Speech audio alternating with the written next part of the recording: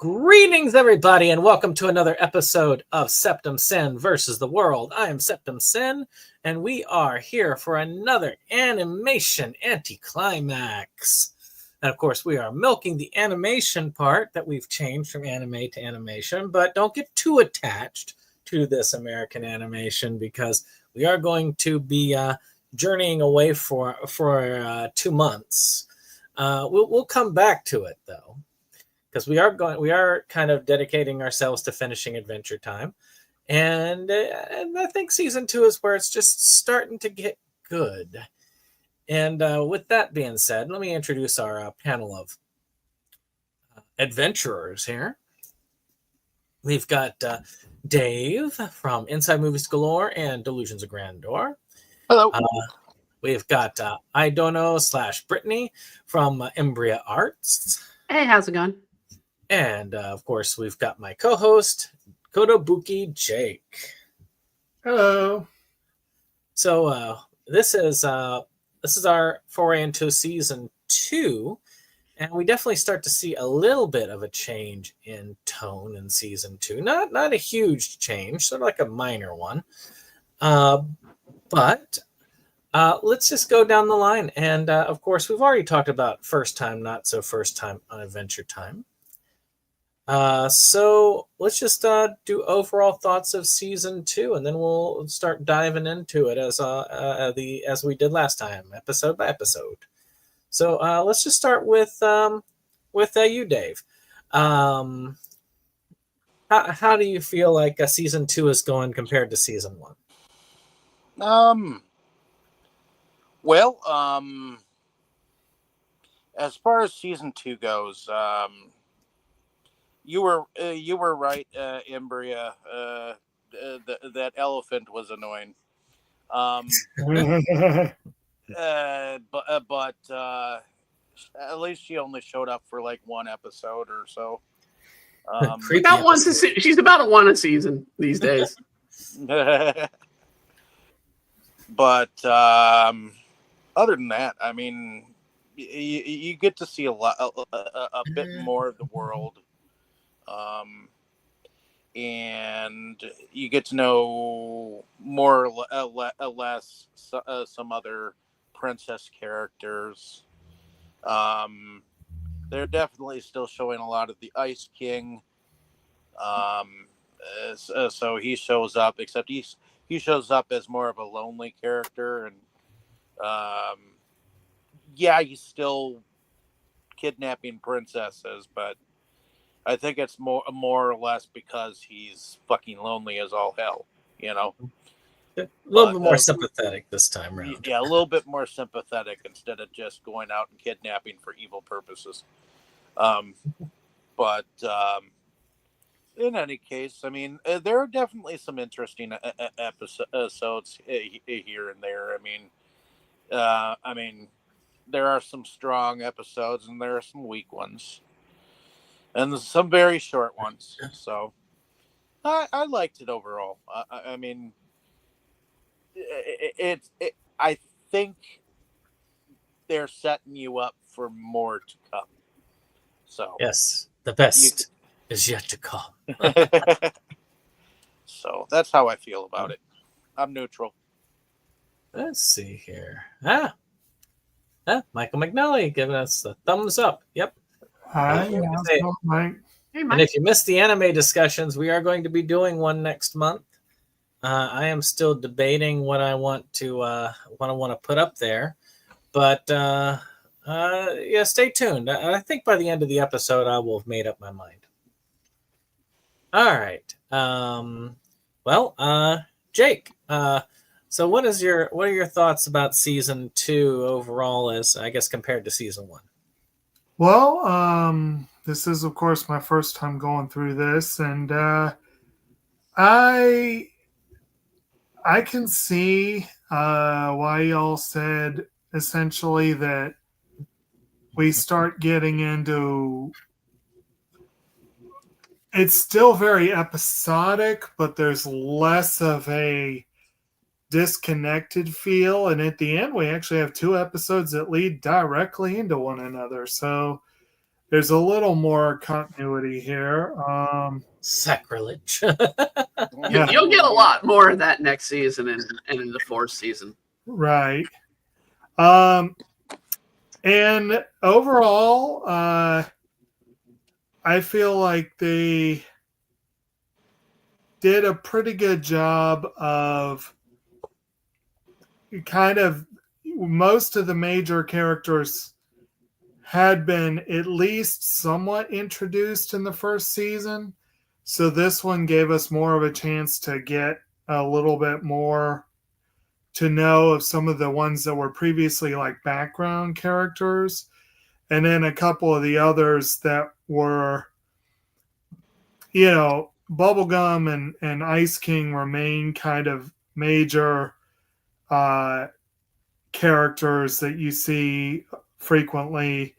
You do see more of Marceline this time around, probably a little less of Lumpy Space Princess. But also we got a lot more from Peppermint Butler, and Brandon, I think I see why he's your favorite. He is quite demented and evil. It wasn't this the season where we were able, yes, because it was Marceline's dad made the comment. Yes. Where we learned that Gunther is one of the most evil characters in all of Ooh, which I found quite amusing. And Marceline's dad was an interesting character as well. Overall, I thought it was fun. I enjoyed it. Yeah, the ride gets a little bit more steep after this point. Especially considering as they set up some story elements that definitely move along at the end. The last couple of storylines, including the whole de-aged Bubblegum, Princess Bubblegum, but and they did set Fenn's age officially at 13 at the end of this season. Mm-hmm. Yep. So he's officially a teenager by the end. He starts out as 12. Right. So I guess they officially aged him up. he will age up throughout the series. Right. There even be points where you see him age up and then go back to being a teen. So the whole Pillow family thing. yeah, that's coming. That's coming. I'm surprised we didn't get Lemongrads this season. Next season. But one, isn't it? Brittany, didn't you say that was your favorite one? No, they are by far a very memorable character, but they are not my favorite character. Annoying character, but played by Justin Roiland. I seem to remember, Brandon, your favorite was the Peppermint Butler. Yes, Peppermint Butler, the real power behind the throne.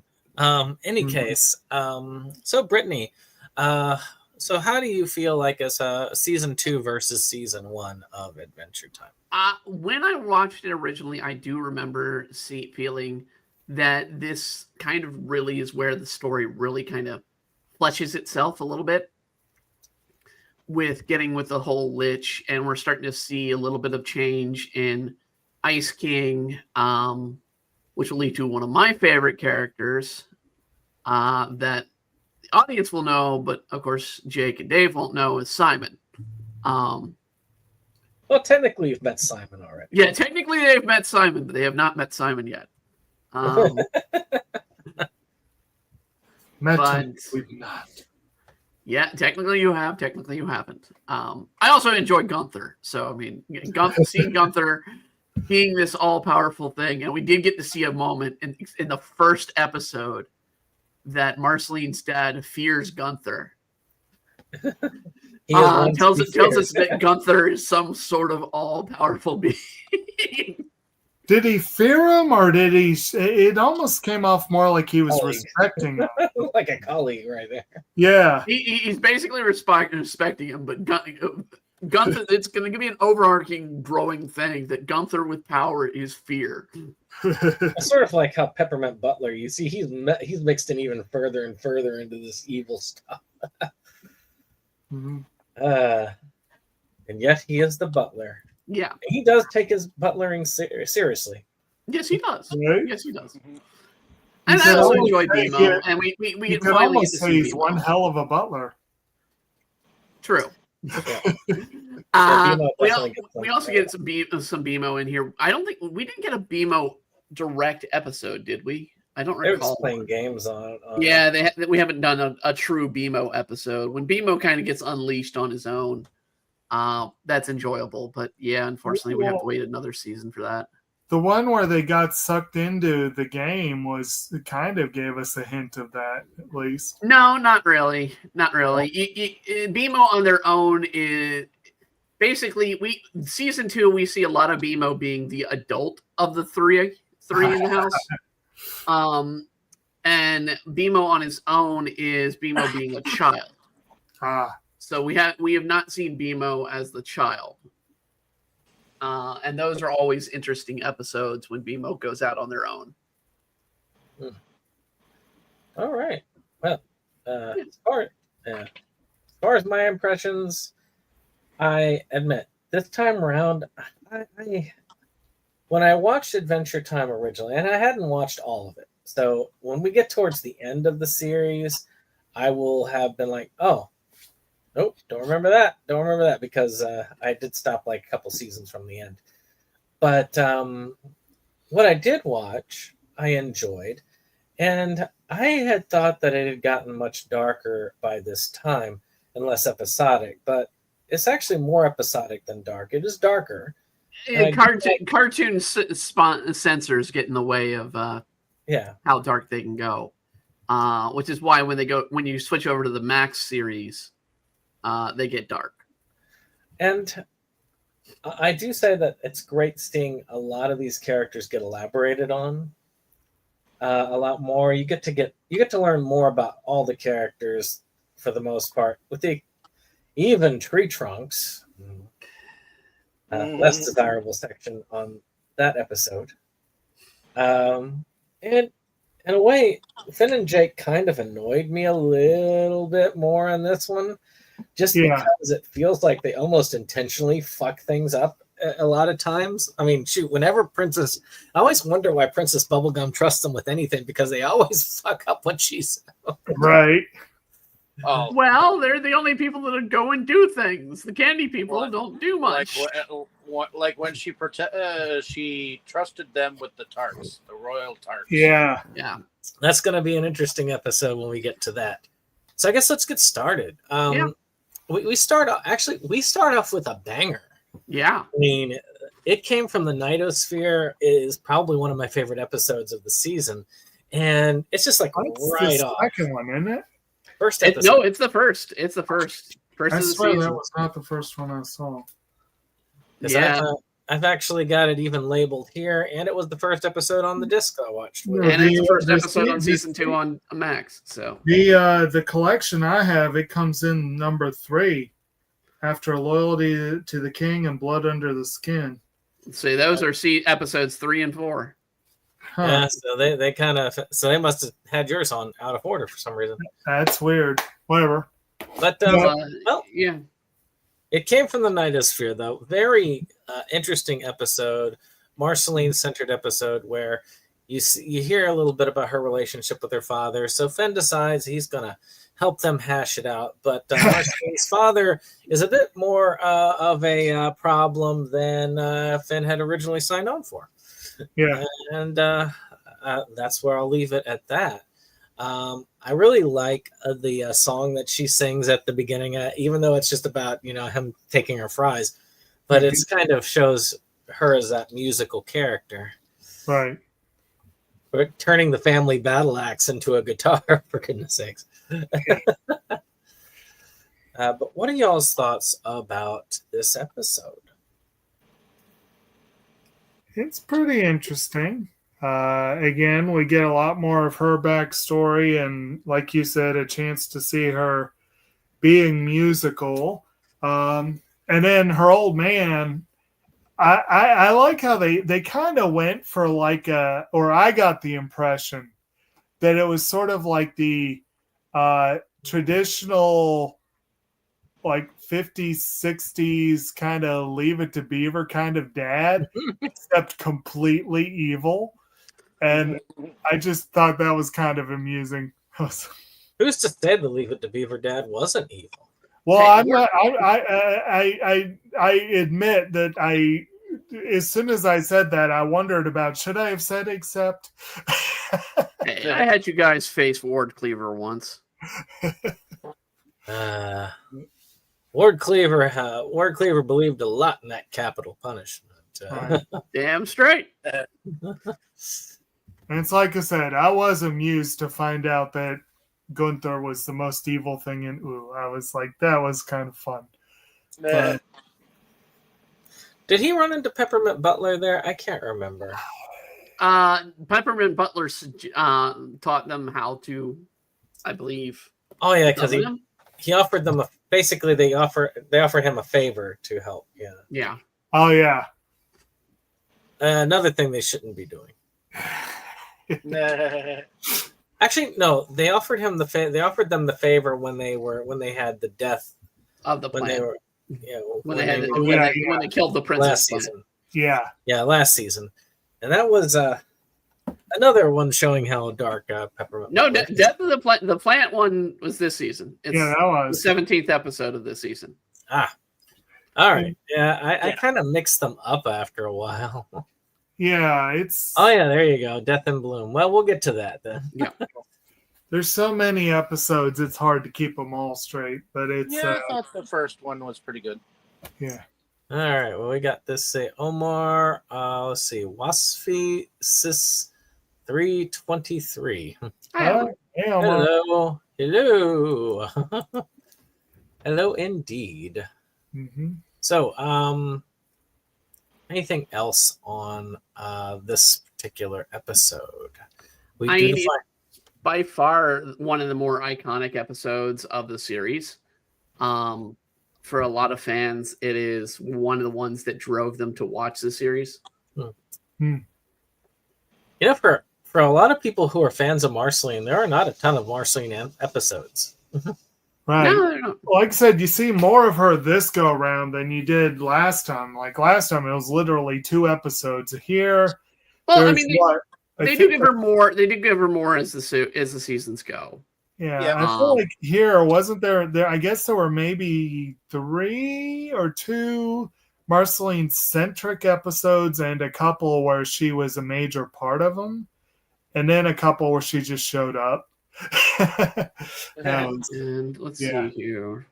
Well, I know she was definitely part of that one where he was trying to get a movie date going on. Oh yeah. Yeah. Oh yeah. The Strange Deer. Well, if we're talking about that type of character, if you're talking about the weird horse, we are hitting that one, which is no. He's talking about the Strange Deer. We have not hit the Strange Deer. This is on season 2. Yeah. Strange Deer. Oh Strange Deer will be in, I think, season 4. Yeah, that horse was pretty creepy. But we do get to Weird Horse in the eyes, which is where Finn and Jake notice that there is this horse that is just staring at them. I believe it's called the Eye, isn't it? What was it? What was that name? It was called the Eye. It was called the Eyes. Yes. Yeah. But yeah, the weird horse. Jake forgets his memories. Yeah. Yeah. Yes. He does that a couple of times, but that's when they're in the death. Jake forgets the memories. Yes. Going after the plant. Yeah, jumps into the river. Yeah. But the Weird Horse would be my favorite character. Actually, still is one of my favorite characters in the series, even though he is technically Ice King. Masquerading as a horse because he wants to see what Finn and Jake are up to. Right. he is in this season. He becomes weirdly, he becomes weirdly clingy on Finn and Jake. Like, you know, he seems to think they're friends or something, and it's like, Oh, it's gonna get a whole lot more messy with him in the line, Jacob. You are not even ready. Yeah, well, I was Yeah. extremely amused when he came asking for their blessing to marry Bubblegum. at the worst time possible. He's always too, but, that fly on the wall that you don't really want. Right. Hey, they went and sought out him after they learned he knew ninjutsu. yes. In a later episode, yes. Yeah. But so anything else on I mean, weird horse? it's by far one of my favorite little just gags episodes. Where you have just that scene, and somehow, even though it's a disguise and it's a horse, the idea is it's a horse. Somehow, its eyes are seen through its shadow. Yeah. And it was oddly a creepy character, but Yeah. It's kind of like, I don't know if we've seen you guys said something before about the horse in this. Yeah. no, I was talking about it a bit last time because I went ahead. I was ahead by the time we started watching. I had not watched any further ahead on this playthrough of the seasons yet. So I haven't watched through on season 3, but I technically am on season 5 at this point, my own watch. Yeah, two of us do not know the spoilers at the end. I have seen most of it, and Brittany has, but the other two have not. So we're trying to avoid spoilers on it. Yeah, I've had to learn it to do comics. I know the spoilers of Ice King. I was wondering, like, the I don't know if we see an actual horse in the show. No, but I find it interesting that they immediately recognize this as a horse, and I'm like, now I will say when we come across the deer, it will be an actual deer. It will not be Ice King this time. okay, but yeah, it's like, but like I said, they immediately think of it as a horse, and I'm like, That's a strange. I mean, you ask a kid to draw a horse, that's what a horse looks like. That's probably true. And you have to admit that, like, given the overall art style of the series, yeah, it probably does look like a horse. I mean, plus, it's not really spoilers to you all now. I mean, you know this is a post-apocalyptic world, right? Well, I think we figured out at this point we see more clues. Like you guys said, there are clues. But there's more than just clues. They talk about the mushroom war. Well, yeah, that's what I was saying. Like, it's what do you think the mushrooms are? That's good. There's a reason the episode or the show starts with a nuke right there in the picture. So, well, let's move on to loyalty to the king. Now, this one's interesting because the DVD cover of season 2 is the Ice King, because each cover for each season for the DVDs features a different character, and the slip cover has a little trick with it under each one. And with the Ice King, you have the Ice King with the beard, and then you take the slip cover off, and it's him without the beard. As he decides to trim his beard, and then finds out that all the girls like him and name him the Nice King. Well, technically, he named himself the Nice King because they misheard it. And he becomes very popular to the point where Jake and Finn pledge their allegiance to him as the Nice Knights. Yeah. And I thought this episode was kind of fun. It is entertaining to see Ice King actually be popular for once. I just like that he forgot that his power to fly was in his beard. Right. Yeah.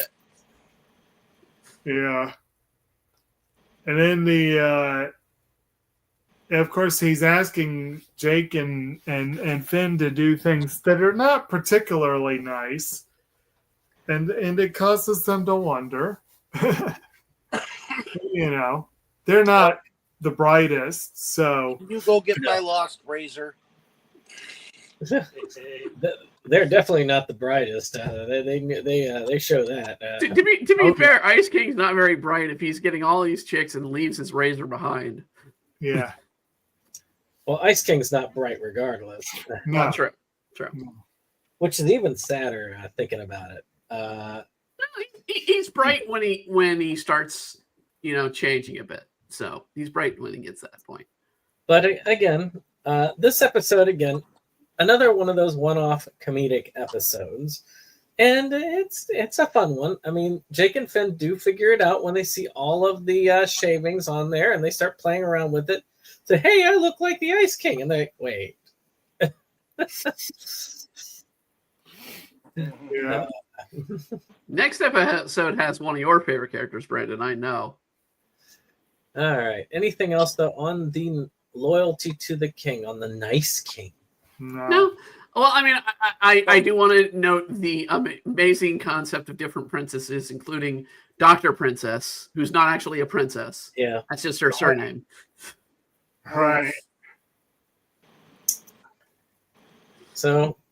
Yeah, I love how he talks about his wife and it's actually his penguin, and then they end up thinking that he is the penguin is in fact a female because it laid an egg.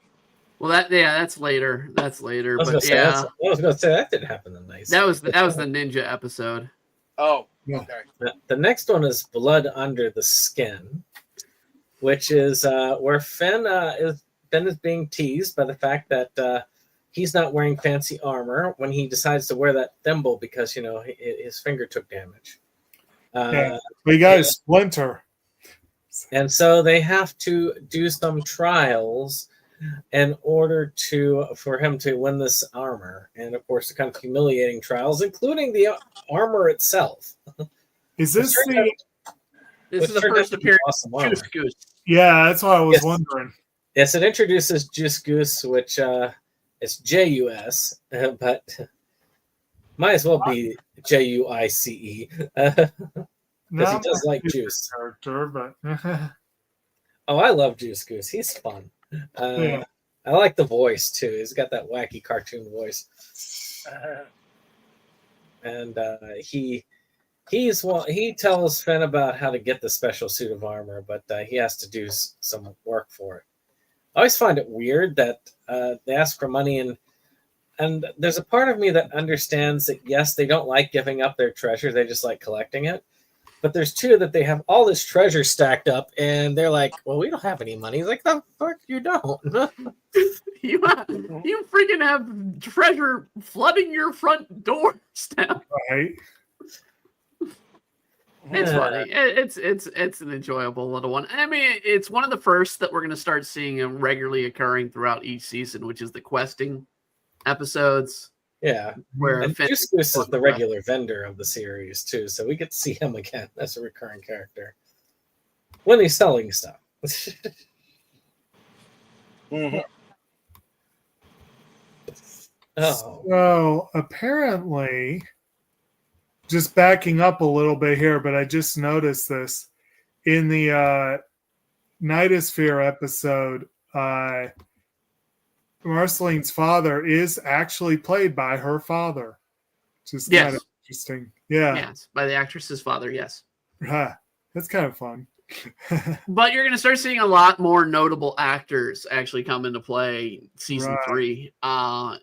Very notable actors. There'll be a lot of people who'll be like, wait, is that who I think it is? It's like, yes.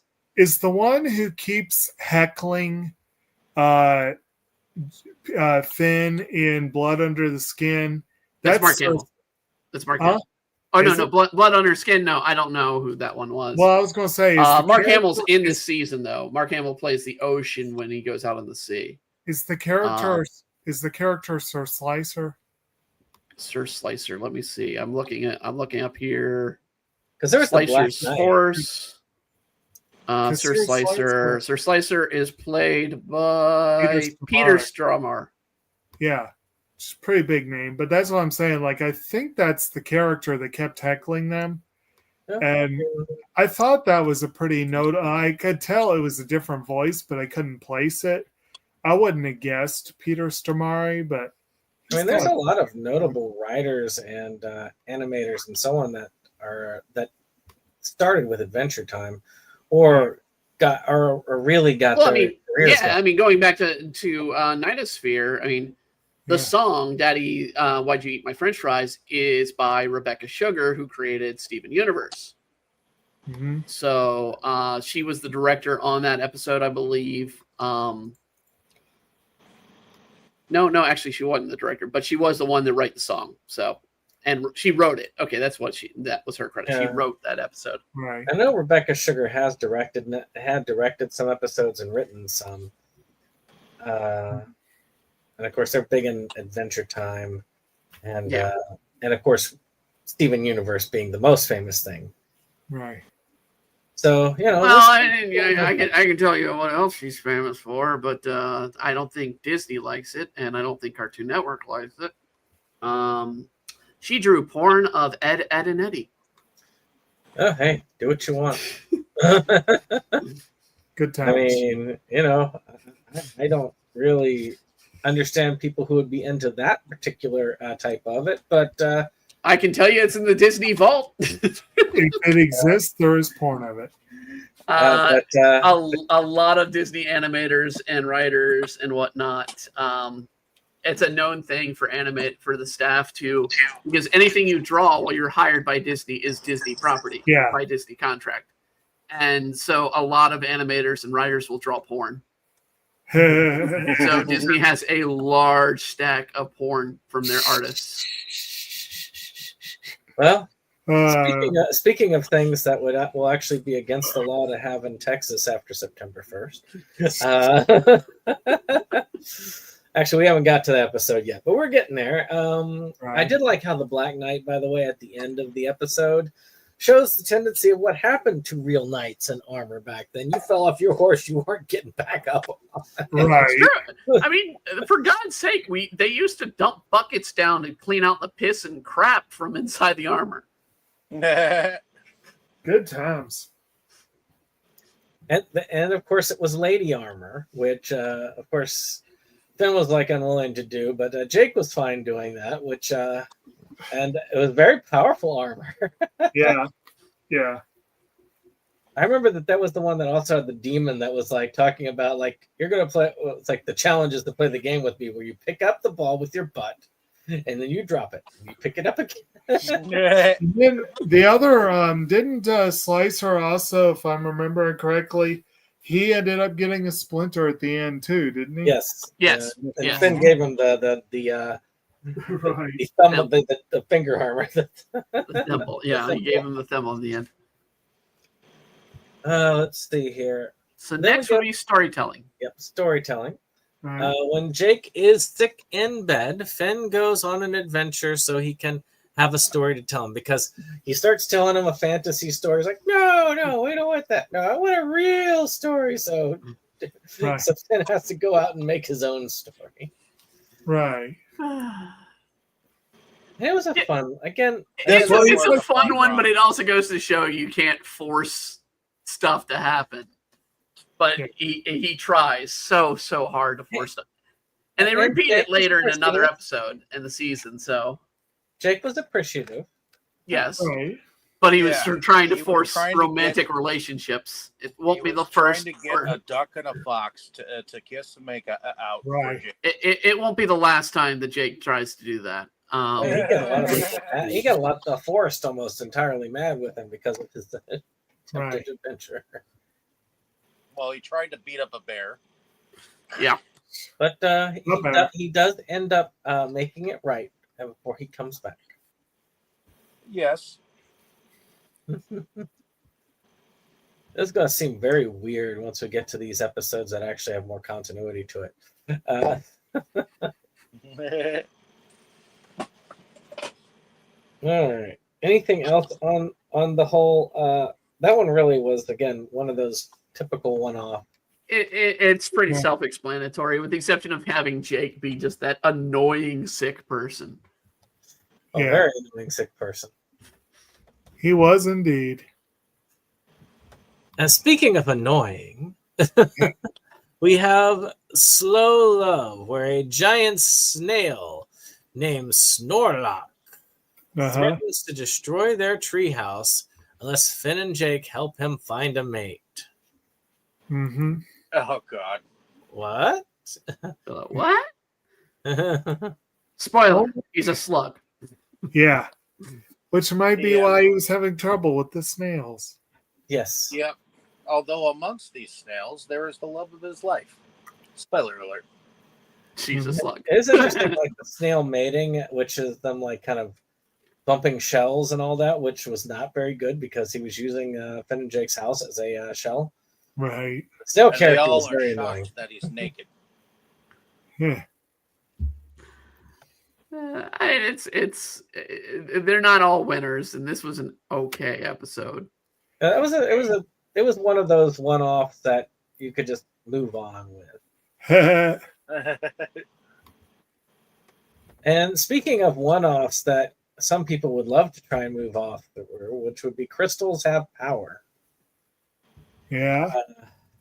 Jake takes a vow of non-violence because you remember something that his father had said to him back in the day, which is very inconvenient because they're attacked by marauders, and Jake is sent to the crystal dimension where he is turned into crystal.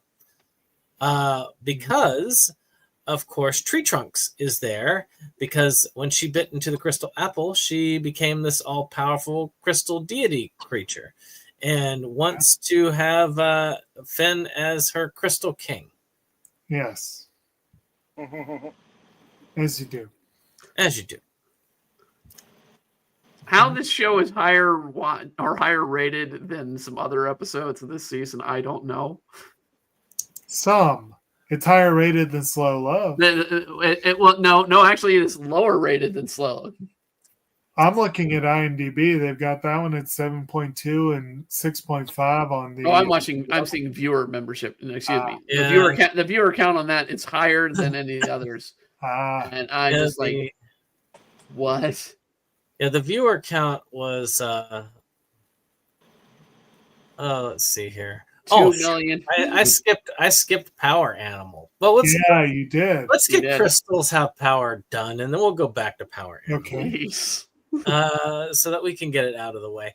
Yeah, I mean, this is one of those things that I'm sure goes back into the whole creepiness of Tree Trunks. But Jake does finally allow himself to commit violence, which is the answer, of course, because violence is the answer, and knocks the crystal apple out of Tree Trunks, which saves everything because. It's a lovely message to teach children. Violence is the answer. Oh yeah. Oh yeah. Tree Trunks got really creepy with that one. I'd like to know when she's not creepy. That's my problem. When she's baking the apple pies. No. She's still creepy then. I've seen her get married and still creepy. Does anybody else have anything to say about crystals have power? They do. No. I did find it funny that they were just turning Finn into crystal, and Jake is doing nothing, and they're just like, all right. It does go to show Jake's laziness. It really does. Yeah. At times. I mean, this one he's trying to be good, but there are other episodes this season we see Jake just be really lazy. Well, he eats up all the ice cream in one episode. In the ice cream racing. Yeah. All right. I guess let's go back to Power Animal then. Jake has to rescue Finn from a group of evil gnomes who have kidnapped him to harness his endless awesomeness. Whose leader is played by Paul Rubens. Very. R.I.P. Pee-wee. Paul Rubens has worked his way into so many things. Pun intended. Over the years, it's amazing if you really look at his adult movie theaters. I mean, if you look at his IMDb and all of that, he has been he has been in a lot of things. Oh God, yes. Right. Very versatile. I was thinking back to him earlier this past week about Buffy the Vampire Slayer and being in that movie. But that's the thing about character actors. I mean, they're very good for a lot of different roles, and they're also very good for voice acting. I mean, look at the late Jim Varney, good example of that. Mm-hmm. He could play a lot of versatile roles, and he also, but because he's a character actor, he also was able to do some pretty significant voice acting too. I think he would have been, I think, even more prolific in his voice acting career had he not died as early as he did. Oh yeah, no doubt. Yeah, Paul Rubens, even though he got found in an adult theater, it did not really stop his career. So, well, I mean, to be fair, he stopped being Pee-wee by the time that happened. Yep. Yeah. So that was his children's acting career was done already at that point. Right. I mean, for the thing he got kind of banned for, he's done other things that are much worse. But the big thing that people were like doing that for is, taking it out in an adult theater, while they're playing porn. Oh, wow. And all the other things, that's the thing? Yeah, it's considering Hollywood, that's far, far tamer. Must have been one of them Disney screening rooms we were talking about. I have to wonder, does Disney have some animated porn? Maybe. I don't know. Well, he has porn. I just don't know if they have animated porn. He did have a history with Disney. Adult movie theater in the archives. So it's appropriate, I guess, that this episode we're talking about all this, and the IMDb description is Finn is kidnapped, but Jake's short attention span means rescue is dubious. Yeah, Jake's attention span really takes a hit in this one. Oh, absolutely. Almost to the point of annoyance for him. He kind of annoyed me a little bit in that episode. I mean, it definitely does hurt. This episode definitely does hurt Jake's character. I think for most of the series. I do like that he's saying Finn with the power of partying. Yeah. Yeah. The party gods make him party so hard that he uses the party powers. Did Party Wolf show up in this one? I don't remember. Did Party Wolf show up? Yes. He's the one who gave Jake the powers to party. Okay. Find yeah. But he charged him with so much party power that, he was going to party until like all those around him dropped, which helped because he had to. Party Wolf is a reoccurring character for you guys to know. So okay, you will see more of Party Wolf. Okay. Oh yeah, it was when Jake got distracted by a bunch of nymphs. So he is one of the ones. What's that? I mean, as you get distracted by parties of nymphs, and I absolutely, that is distractible. So he was voiced by D. Bradley Baker, who also does Cinnamon Bun and Simon and a couple others. And speaking of Cinnamon Bun, the next episode would be a Cinnamon Bun. Yes, the other parts. Okay, this one shows how incompetent Jake and Finn can be. I mean, that's one of those average princess asks them to do a thing episodes and then screwing it up. This seems to be Cinnamon Bun looks more like a donut. To be fair, Princess Bubblegum is evil. I stand by that. Yeah. And to be fair, Cinnamon Bun is half-baked. Yes. He is half-baked, yes. Yes, he's half-baked. Which is all the more amusing that the voice actor's name is Baker. But the plot is pretty simple. They have this meeting of this Congress, and they always bring the perfect tart to start this. And there is a tart delivery person that there's reliable for many years, but he has grown senile and insane. So, as you do. And so Princess Bubblegum is trusting Jake and Finn to take the tarts over. And I have to say this one because their plan strikes me as Dumb. dumb. Yes. Yeah. So take the paralysis potion, which she makes, to say that they can. You'll be paralyzed forever. And then she lets out the little laugh, which whenever she does her little laugh like that, that is creepy as hell. Yeah. Yeah, I was like. She only gets eviler and eviler as the show progresses. She tells them straight up that if you take this route, it is the safest possible route and you can't go wrong. And sure enough, Cinnamon Bun has no problem whatsoever.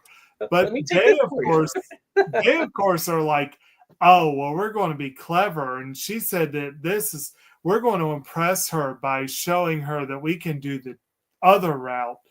And it's like, I can't wait till season 3 when the whole Finn and Bubblegum relationship is done. I mean, they end up doing the thing where they basically pour the paralysis potion all over like some of the offshoot parts to give to Cinnamon Bun to carry over as a decoy because, everybody will expect him to be taking that path. Yeah. So we'll take the path that nobody will expect, but it has to be the most dangerous path. Right. What was it? The Desert of Doom or some such thing? Stuff like that. I mean, there are notable things, and I'm sure Brandon will have a map when he gets the RPG book.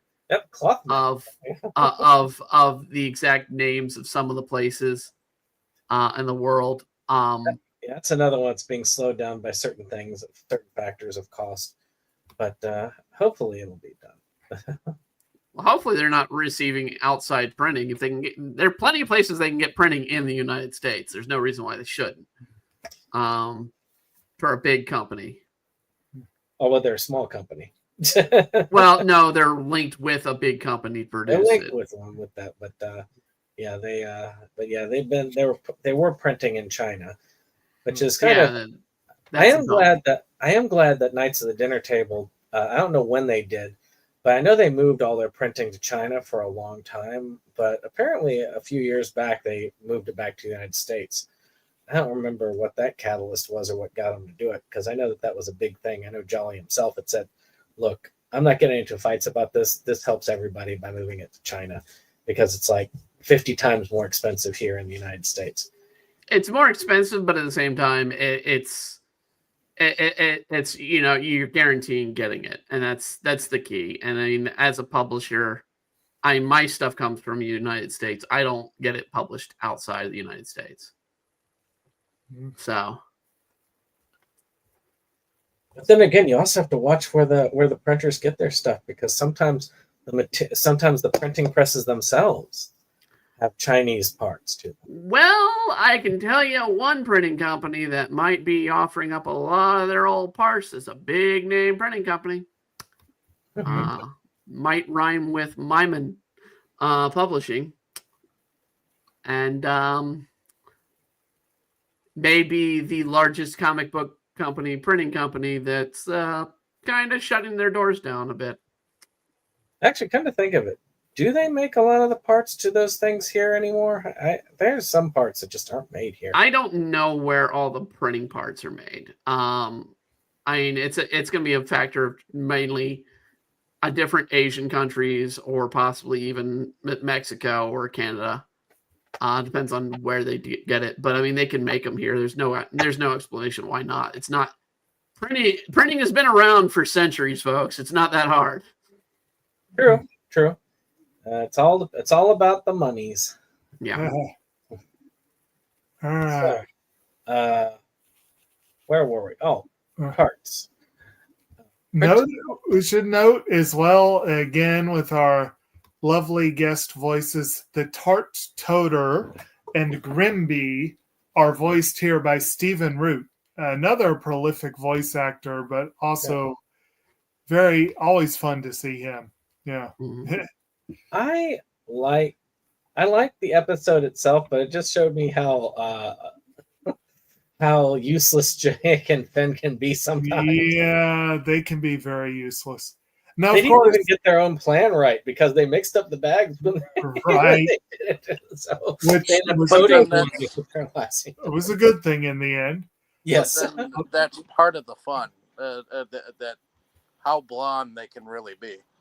Right. I like even with the little fairy, like the little fairies, and they're like all bloodthirsty and so on, Right. taking their tarts, and then later on it shows them all paralyzed, like. Of course, this was one where Bubblegum didn't exactly give them the best information. She'll never give the best information. She'll always exclude information. She did say why she lied about it that time, because she originally told them that her life was on the line. Oh, she'll explain after, but Yeah. she won't. When she sends you on a quest, it's like, I'm going to omit about 50% of the information you need. Right. Now, at least this time, she had a good reason for not telling them for lying that her life was on the line, because she was afraid they would eat the tarts. Which, you know what? Knowing Finn and Jake, that is a possibility. Yeah. Knowing gravity-defying tarts? Yeah, I probably would have tried one too. Especially with Jake. I think it's more than a possibility. I think it might have been a given in his case. Oh, they won't miss one. I liked also that there was like a little level, like the light level that showed the percentage of tarts in the Yeah.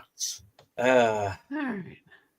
Then we got to cut a woman's hair, which is not much farther from what we just had. Oh yeah, that was the one where you had the hag, like the tree hag. Yeah. And she wanted a hair from a princess. Yes, because she thought that no one loved her because she was going bald. Yeah, that's exactly why.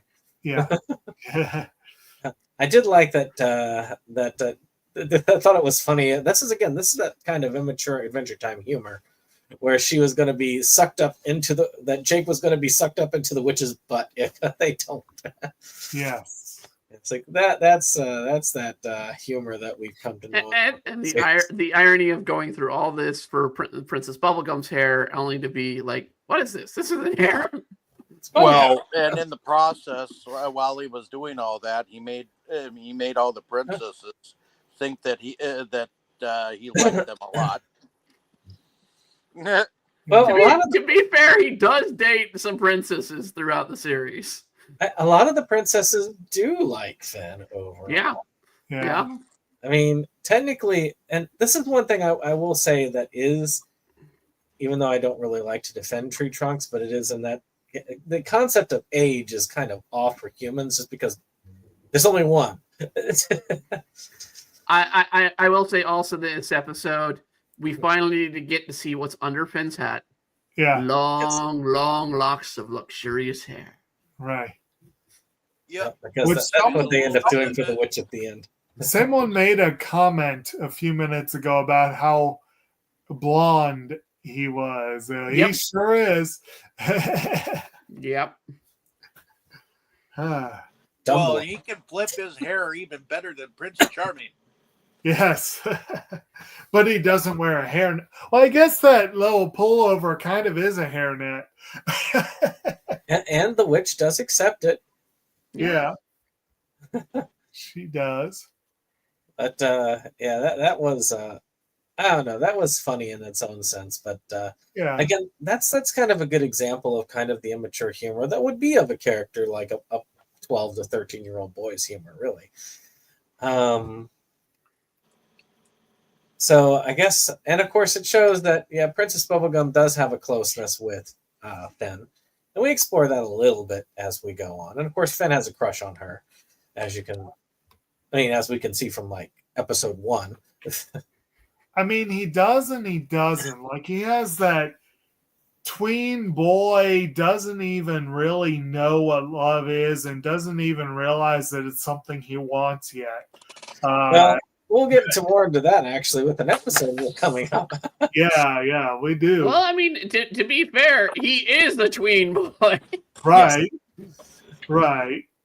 All right, let's see here. Next is the ninja episode. Yep, Yes. Chamber of the Frozen Blades. Yes. I like how they're just like they're waiting on Ice King because they have on good intel that he's going to abduct a princess. Right. And so they sneak into the castle to wait to ambush him because they're playing as ninjas, as you do, because they are essentially kids in a lot of senses. Yeah. And they find that Ice King is also a big fan of ninjas, so they actually learn ninja arts that they never use again. Yeah. So they use it, but very impressive ones too.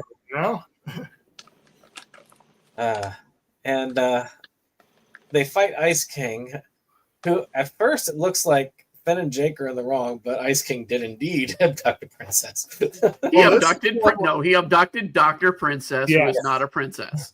And he, of course, originally went to because Gunter needed help. I guess birthing an egg, and he ended up. I think Ice King went just so he could get Dr. Princess. Yep.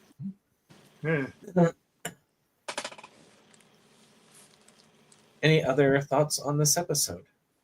It's one of the funner episodes I feel of the entire season. It's just them being silly and stupid, and Ice King playing in on it. I mean, it's one of the episodes. Looking back from knowing further down the line about the series, it's a little heartwarming moment, even though Ice King's still trying to kidnap somebody. I will say this is one where my sympathies were fully with the Ice King, because I don't know what it is. I honestly don't. But they're like, everyone has their particular things that really bug them. And for me, home invasion for some reason is something that really bugs me. Getting into someone's space, violating their space. Yeah. It really tore his stuff up. They really violated the Ice King's home in this one. What happened to my lazy boy? Yeah, but I really thought that Jake and Finn were 100% in the wrong in this one, even if they thought he was up to his usual tricks, and it turned out they were kind of right. They really did do some things here they shouldn't have done. So this was one episode where I really was on his side rather than theirs. I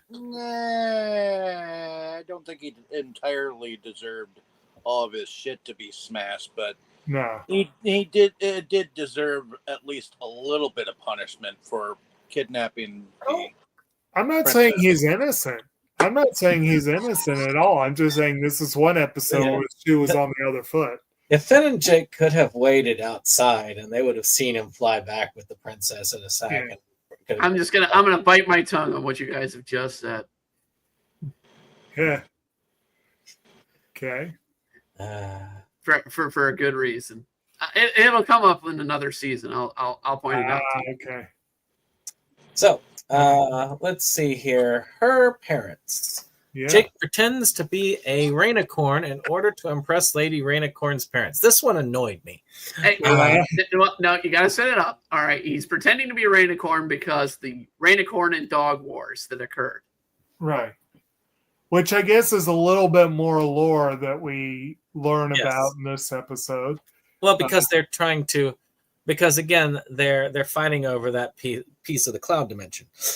Yeah. Which you do get to see for the first time in an earlier episode that we were talking about, where Jake was partying it up with the nymphs and the party wolf Arya. Yeah. So this but it turns out that actually Lady Rainicorn's parents actually really like dogs, because the dog saved his father in the Rainicorn Wars. So it's kind of funny how that works out. But that was one of those episodes where, well, just pretend for me, buddy, and then he overstays that by basically torturing his friend. And these are episodes that happen almost in every show and everything like that. It's like I'll pretend for you, buddy. They always take that, and then the truth comes out, and it turns out, well, it wasn't needed after all. I just love the line of Why is your filthy goblin talking to us?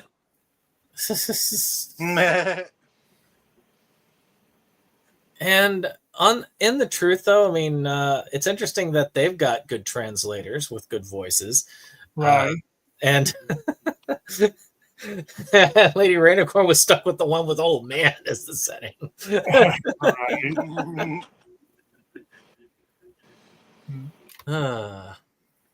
Which I did wonder a little bit at that, like if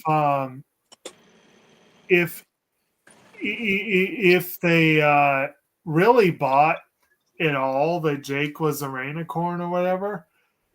It's interesting that they went forward with using the translators, it's all like, but they just went ahead and used them.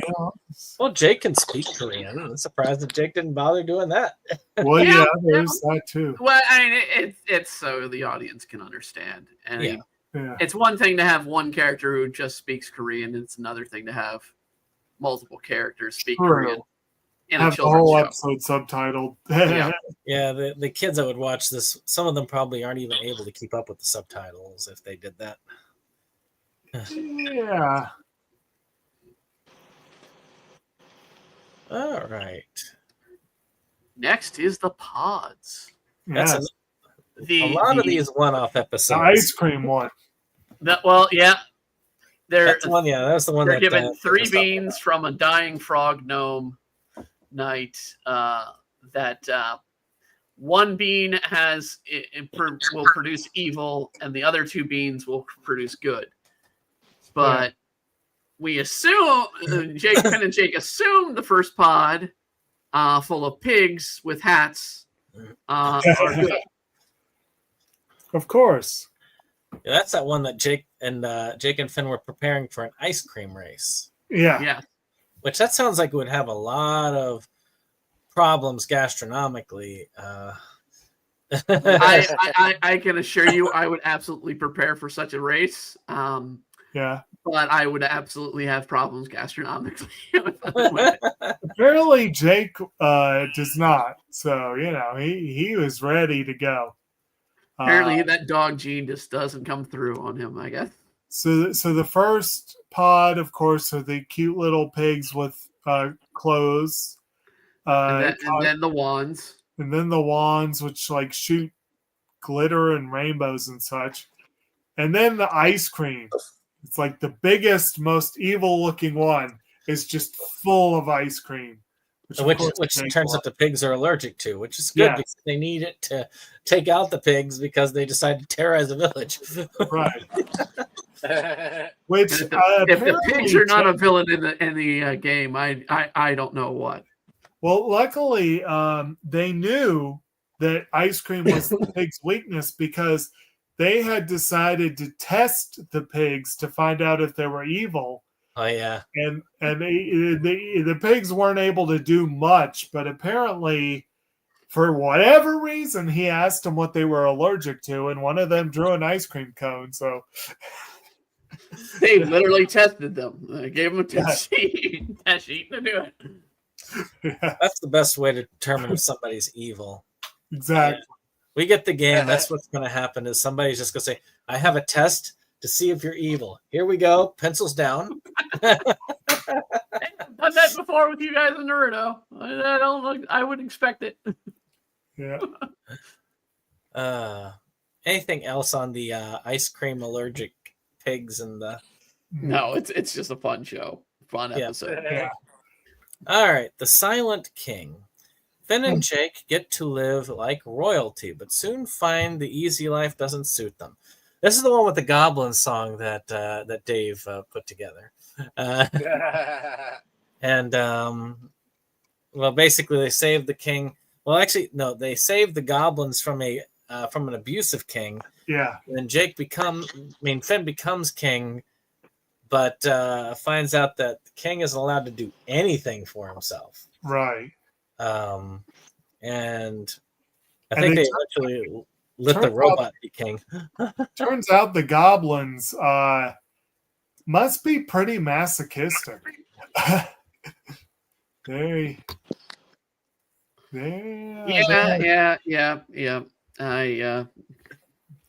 Definitely could see if Konosuba's darkness was here, she would be a goblin.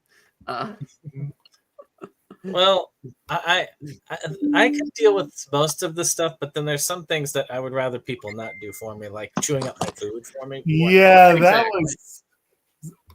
Yeah, he's not a bird. He's not a bird. So Jake was into it. Oh yeah. Well, as we said before, Jake is lazy as shit. So Yeah. of course. Jake was made for that kind of royalty position. Right. All right, let's see here. Well, the real you. Finn has to give a speech at Princess Bubblegum's science barbecue and seeks a quick fix to make himself smarter. And, I mean, she wasn't expecting him to do anything like major there, just kind of to entertain. And, but, of course, he took on more than what he thought, and you get to see magic items that exist in the world, and one of them is the glasses of... This is the exact same problem we had with the Tart episode. Bubblegum gives him a task or makes a request, and Finn makes the mistake of thinking about it. If he would not, if he should know by now he's not that smart. If he would just do something and not worry about thinking about it, it'd probably go much better for him. I did like the worm classroom where they use their thumbs to try and sit in. Wait, what? Oh yeah, where they crashed the class and pissed them off by Kill him! Kill them all! Right. But the glasses lead to like an evil invention, but turns out that the invention was to actually meant to go wrong in order for Finn to take off the glasses and save the day to win Bubblegum's affection. Right. It's kind of funny that the glasses made him so smart he thought all the way around to that. Right. Like he knew he was going to go insane, and yeah. Finn will always go insane when a girl's involved. Yep. I will say that. So I mean, yeah. Right. Yeah, we start his romantic conquests in the next season. Yep. Well, failure's more like it, but yeah. Let's see. Well, as long as he doesn't go to the Ice King as a mentor.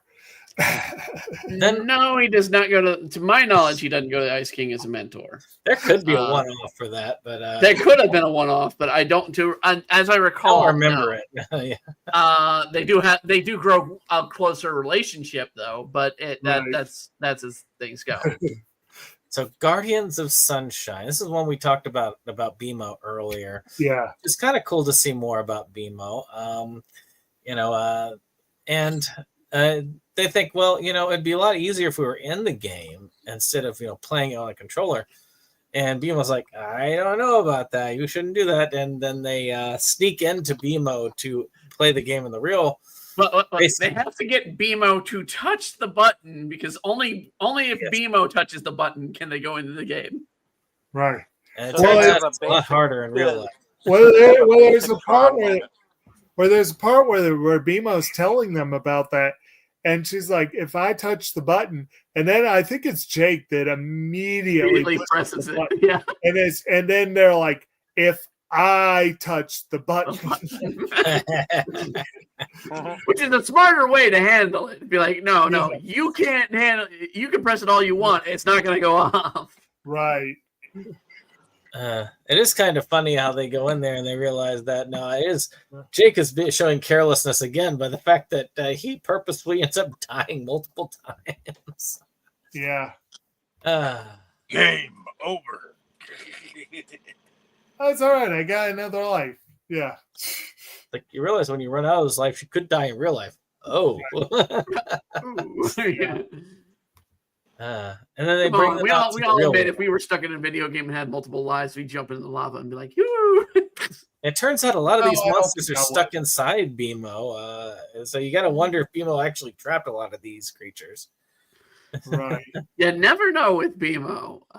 We'll They see act more like of BMO in the next season, going into their own world, and it's interesting. Yeah. Cookie about it. All right, one that's actually a little bit more serious was And a little Death, darker. Death and which Blue. Jake and Finn take on the, of course, again, Princess Bubblegum giving them a task. Yeah. And once again, they flub it up by And apparently never having taken care of a plant before. Brandon, I know the wife has said that she doesn't have a green thumb, but I would wager she would probably do better than these two do at keeping a plant alive. Hey. You got to make sure that the princess is coming back on the morrow. Yes. Yes. Which is a bird. Bird is called Morrow. Yes. Yes. And then, this is the one where we had the aforementioned deal with Peppermint Butler. Yep. That basically they agree to do something for Peppermint Butler in exchange for being able to get Death to revive the plant. Well, which, of course, when Death meets Peppermint Butler, they're like, oh, no, actually, to go into the afterlife was the deal. Yeah, to go into the afterlife. Yes. So they realize, and said to mention his name to Death. And when he mentions they mention the name Peppermint Butler's like, oh, well, yeah, I'll do that for him. Well, yeah. Well, I mean, first, of course, Jake had jumped in the river because he's a dipshit and lost his memory. And, yeah. And incidentally, Death is played by Miguel Ferrer, which is somewhat of a random choice, but pretty cool. Mm-hmm. But yeah, he is not friendly to them until they mention Peppermint Butler, and then they're like, "Oh yeah." I do. They must be also in relation to the Idiocracy people, like it's what plants crave. Absolutely. What's that? I keep thinking about the Idiocracy. It's what plants crave. It's got electrolytes. Yeah. Plants love salt in their water. Yeah. Oh, good Lord. Yeah. And for them to go through all of that, and Princess to return, the plant's brought back to life, and then she eats it. Yep. Yeah. Well, she didn't say why she wanted it to remain in good shape. She just said she wanted it to be there. Hey, if I could have a plant that makes my hair look good, I'd be all for it. All right. Susan Strong. Well, Ben discovers a tribe of humans living underground. Humans being humans. Which Susan Strong does come back. She is a recurring character. Yeah. This is her first appearance in there. They aren't all as strong as she is, but they're all afraid of everything. And Finn kind of helps Susan at least not be as afraid, and introduces her. To be fair, these are creatures that have been living underground in the sort of bunker world for centuries. And and she's been given a taste of candy for the first time, and she loves it. Yeah. And a little bit too much, which ends up bringing all of them back to eat the entire Candy Kingdom. Yes. I think it's like one or two exceptions that were pointed out. Not them. Everything else. Right. Well, didn't they say like don't eat anything that talks or something like that? Yes, don't eat anybody who talks. Because she was all for eating the members of the Candy Kingdom. Yeah. I do like that the marshmallows get lit on fire, and that's what scares them away. But I also like how just like they just tear off the outside of them. That is so morbid. She just eats them. She eats their skins. Well, they are. To be fair, I got some marshmallows just in the kitchen. I can go grab some. And I will admit, I'm with Finn on this one. That is how you eat marshmallows. You let them burst into flame and char and then you're good. So you want the carcinogen? That's what you want. You want the carcinogen? Okay. No, I want them to be melted and gooey on the inside. Yes, but you get the But carcinogen there on the better be outside. some Right, Hershey's, exactly. Yeah. There be some Hershey's chocolate and some graham crackers right fucking nearby too. Now, they all wear animal hats and stuff like that, but it turns out that they have sort of like fish scales and stuff underneath the hats. They're fish people. They're fish people. And it's not really a big spoiler. That we'll see them again along with Susan, but they're fish people.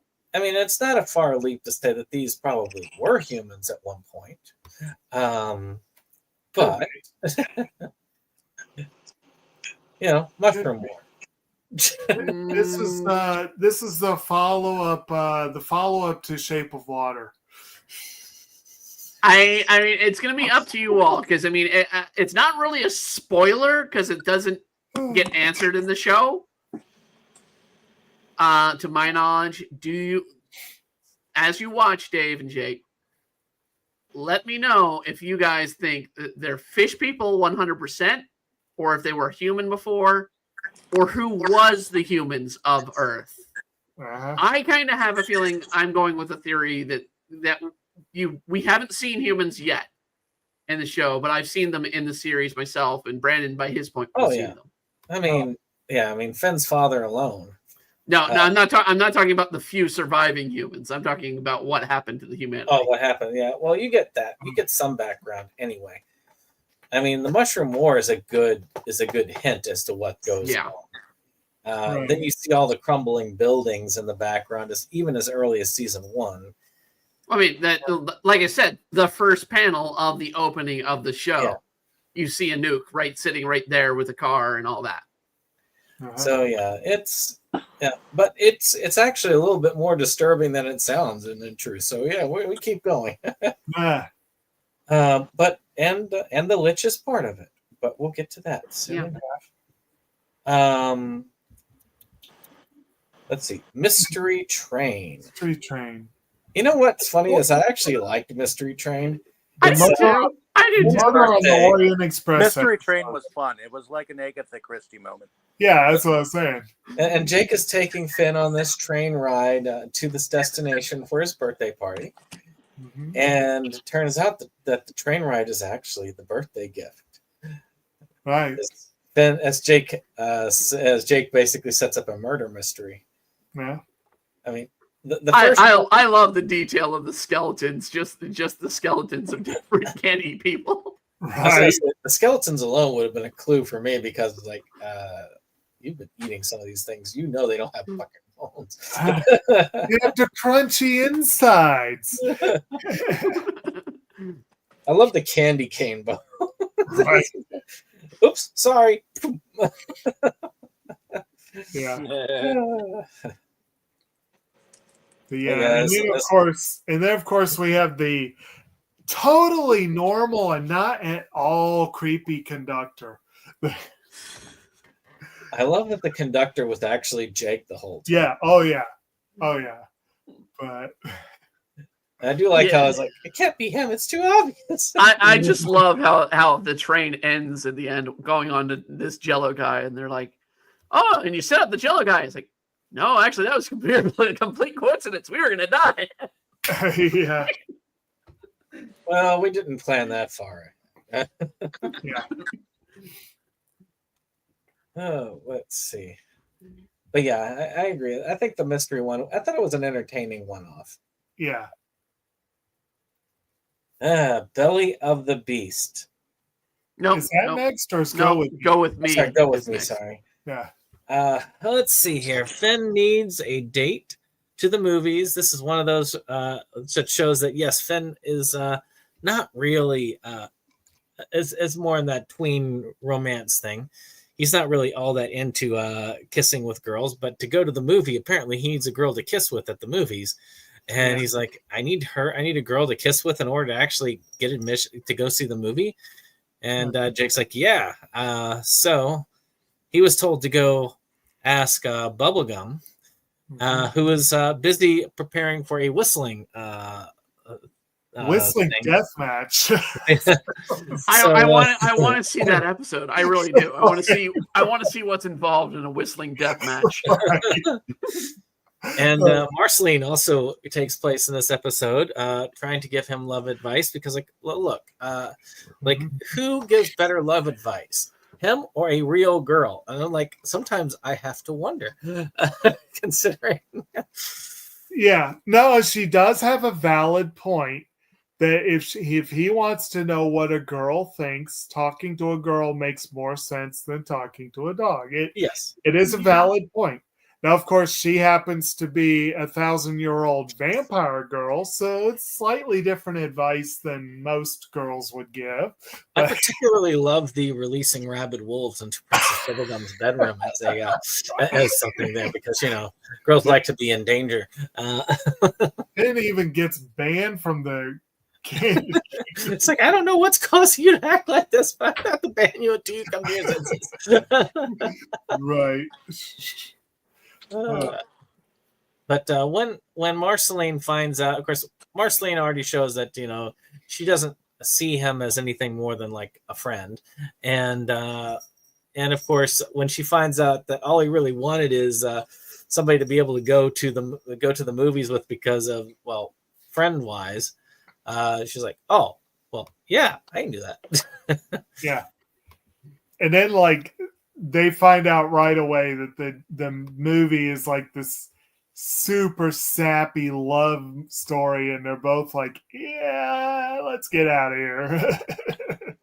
And this episode is more important than a lot of the ones here, because it does give a little bit more insight into the characters, but also helps deepen the relationships, especially between Finn and Marceline. Yep. Right. And that actually does hold through later in the series, which not all of these do. A lot of this stuff doesn't even come back, but right, like the ninja powers, which or this next episode.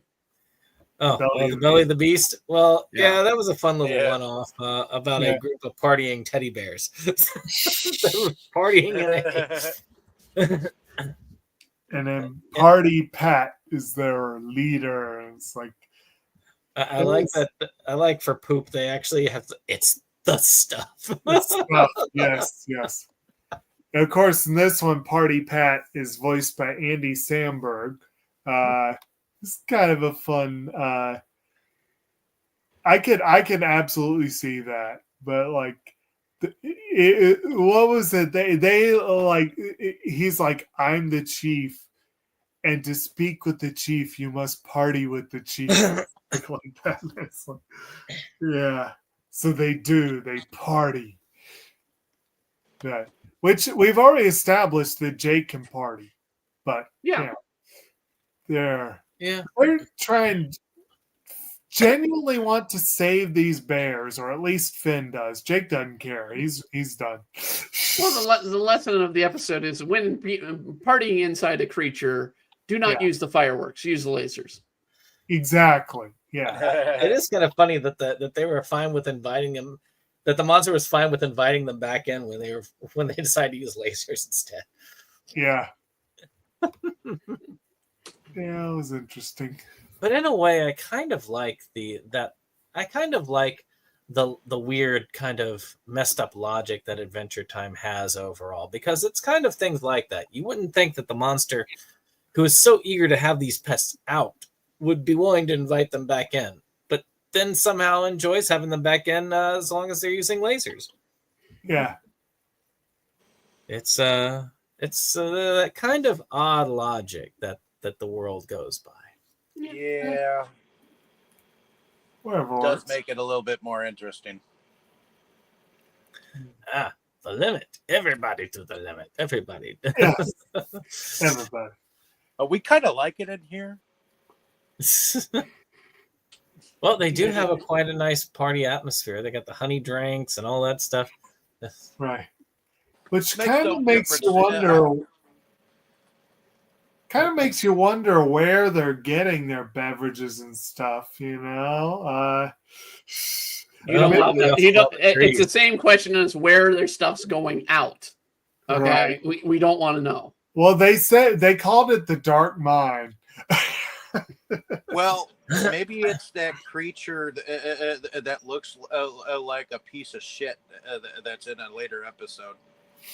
Yeah, Well, it's the limit. the limit. So Finn and Jake must risk it all to see their dreams come true at the center of a magic wish-granting maze with hot dog nights. The Siamese psionic war elephant wish. Now, that's something that should have come back in future episodes. That was awesome. Which kind of reminds me of Milwaukee Brewers sausage races. Just a little bit. God, the hot dog nights. Ugh. Well, the hot dog princess tells them she sent her knights on this mission, and none of them have come back. And that's mainly because they're dumb. She did say that they are dumb. They are incredibly dumb. Though, it kind of reminded me of a certain character from our games that was not this dumb, but was quite apparently evil. Which character would that be, Jacob? Wasn't it? I don't remember. I feel like that was the. Was it George's Kenji or? No. The hot dog, the evil hot dog from the. Yeah. Oh yeah. The sentient hot dog. Yeah, the character's name was. Yeah. Yeah, I guess really, if you think about it, the logic in here is not that much different than the logic of an average D&D game. No. I mean, I can't Now, it never made sense to me in this episode why they didn't be like, oh, well, we come across Jake's body already. Let's stretch back or shrink back and come to this very point. I mean, I think Jake's concept of I'll just keep stretching and that way I'll know my way back was an all right one to a point, but yeah, he overdid it. Well, and then he apparently is weak to peer pressure. Well, yeah, and this was a weird example of a really weird example, honestly, of where Finn was kind of trying to be the adult in the room. But the hot dog knights kept egging Jake on, and he stupidly took their advice over Finn's. Yeah. It was like, well, I mean, Finn and Jake are brothers in many senses. And sometimes they actually exchange being the mature one. Right. Because there are plenty of times where Finn acts much more mature than Jake in some situations. Right. And vice versa. Mm-hmm. But I did like Finn's solution to the problem. Yeah. He actually wishes for the elephant, and then the elephant wishes for them all to be better, which is great. The center's like, that's not how it's supposed to work. Right. And they use the elephant to escape. Like I say, and then you never see it again, which is sad because I like that character. And of course, that thing that was trying to basically try to kill them. He was like, "Hey, you weren't supposed to do that. You were supposed to die a horrible death." Ancient psychic tandem war elephant. Yeah, there we go. That is going to be one of the coolest creatures out there.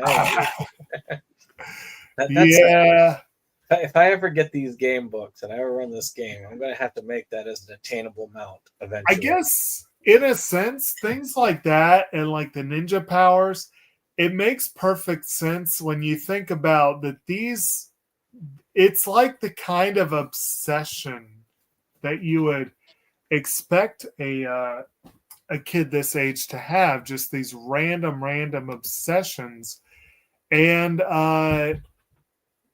And then they'll drop them and forget about them and never come back to them. And it's like, I don't know why you would drop something that cool, like the ninja ice powers, like why you would just say, "Yeah, I'm over this." Yeah, they've done Thing Ninja. Well, yeah, Fiction. That's the reason. yeah. But yeah, no, this was definitely another one of the quests. Yeah. And as the series goes on and it becomes more and more stable continuity wise, you do see stuff hang around. Like if the ninja episode had occurred like in the last season, they probably would have retained some of the stuff later. Yeah. But it wouldn't have been considered a one-off funny one in the last season, probably either. Yeah. So, Right. So the next one is video makers, which I find is entertaining actually. As somebody who has made 2 movies and is actually writing the script for a 3rd movie now. Yeah. It's funny how they did that. Like they're sitting there, they have movie night, and then they see the opening thing about like copyright at the beginning. And they were like, wait, it's an unauthorized showing. We can't do that. We have to make our own movie. It makes me remember about the ads they'd play back in the early 2000s, late 90s, at the beginning of a film. Be like, you wouldn't steal a film or a car. Would you steal a film? It's like, what? That was more the late aughts, wasn't it? I don't remember. I know it was in the definitely in the aughts. There's some time in there. Yeah. Well, yeah, and I just found it kind of amusing how they somehow had never noticed this, and then once they did, they were instantly like, "Oh, we're in trouble. We're going to cancel movie night tonight." Everyone's like, "What?" But again, you can't escape copyright law even in the post-apocalyptic world. You know, obviously, and it's a kid's logic, really. If they look at that, they think, "Oh my gosh, whatever it is, somebody's going to get me." They don't like seem to hold to it that the actual authority that made the laws no longer exists. Right. But it is kind of cool that their workaround is to try to make their own movie. It's just a shame that they have almost no overlap in the stories they want to tell. Yep. One wants to tell a comedy. Yeah, one wants to tell a romantic comedy. The other one wants to say an action one. Yeah. And Demo puts together his own movie, which is basically the one they show of Finn and Jake being friends so they can be friends again. Yeah. Yeah. It's pretty cool. Yeah. I will say the next one on the list did not come into play in that place with my viewing on Max. Right. Let's see. Marceline pulls a prank on Finn and Jake pretending to turn them into his signature came in last on Max. Well, IMDb shows it last 2, but I didn't see for me, Mortal Recoil was the last one. Heat Signature. Yeah, for me, actually, Mortal Folly and Mortal Recoil were the 2 last ones on the DVD that I had. Heat Signature came before those. Heat Signature on mine it was 3rd from the end. Yeah. I will say I skipped that episode because I watched that one like recently about 2 or 3 other times. It can get a little bit annoying, and the fact that you got the ghost basically being kind of evil. Yeah. And Marceline like pranking it up with Finn and Jake, we want to be vampires so we can float and be more comfortable while we watch the movie. Yeah. Well, because apparently her couch is like the most uncomfortable thing ever, but since she never uses it, she doesn't know. Yeah, so and I do find it interesting. So they get them to they make it pretend like they're vampires. Yeah. And Marceline's just doing it for just a fun prank, but her friends kind of take it too far. Mm-hmm. Yeah, they kind of almost acted like the 3 ghosts in Casper. I was thinking taking the cat's dad out to the bar, and then they're like, "Oh, don't walk that way." I do like it that at the end that the one thing that gets them to stop from killing Finn and Jake is the fact that, you brought that movie, really? And they actually want to sit down and watch the movie. Right. But it goes to show that like that level of just impulsivity. They're like, I want to float. So yeah, make us vampires so we can float. Well, and also it kind of feeds back into the whole idea of the lack of continuity sometimes in Finn and Jake's behavior, and how to literally go from one episode where they're worried about the copyright and then they're showing the film. Yeah, exactly. Yeah. But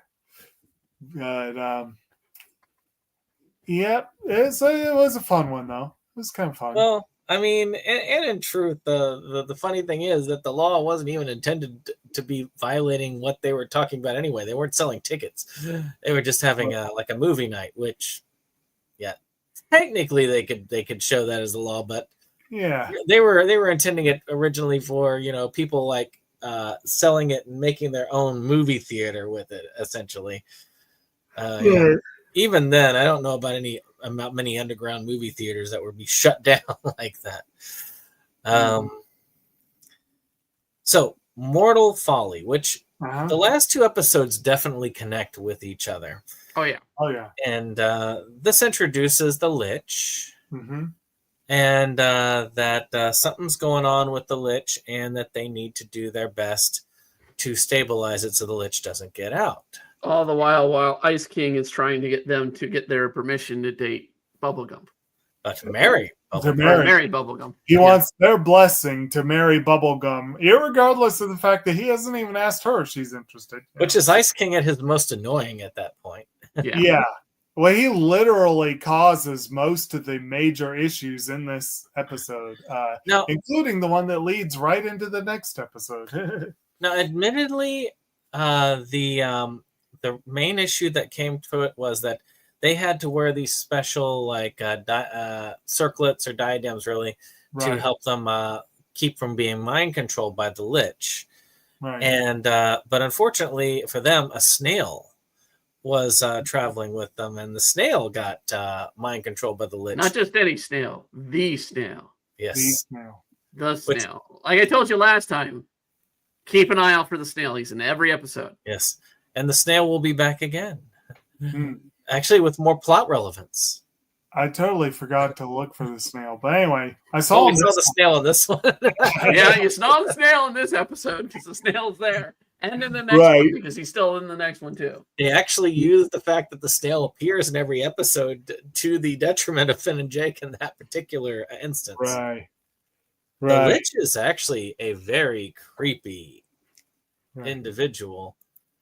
And they perfectly cast him. Ron Perlman plays the Lich. He's a good voice actor there. And they end up chasing the Lich down. But thanks to Ice King kind of meddling in there, Bubblegum ends up being dropped into the pit of, toxic waste, which appears to... It looks like toxic waste where the Lich is getting his power from. Well, they do apparently... defeat the Lich, apparently, and then right thing, Ice King drops her for some reason. This episode that she told Finn and Jake to put on radioactive suits. Radioactive suits? No, but she does. Okay, then I'm thinking of later episodes. She does give Finn a gauntlet that apparently was used by Billy. And she also gives him a hand-knit sweater that I'm honestly shocked he put it on because it's pink and he has shown... No, it's from her. Well, yeah, he's got a crush on her, so, she made it for him. Yeah. Which is kind of creepy in of itself because you think just is that from her skin or hair? It's kind of... With Bubblegum, we'll get more explanation of where all of this stuff comes with Bubblegum. In the future, and it turns out to be the sweater, not the gauntlet. Even though the gauntlet is very impressive, that takes out the Lich in the end. Yeah, because it has no, he can't bring himself to say it. He's like, it has the power of liking someone a whole lot, as you would at 12 to 13. Yeah. But that results in Princess Bubblegum falling into the stuff Which then brings us into the next episode, where we have possessed Princess Bubblegum.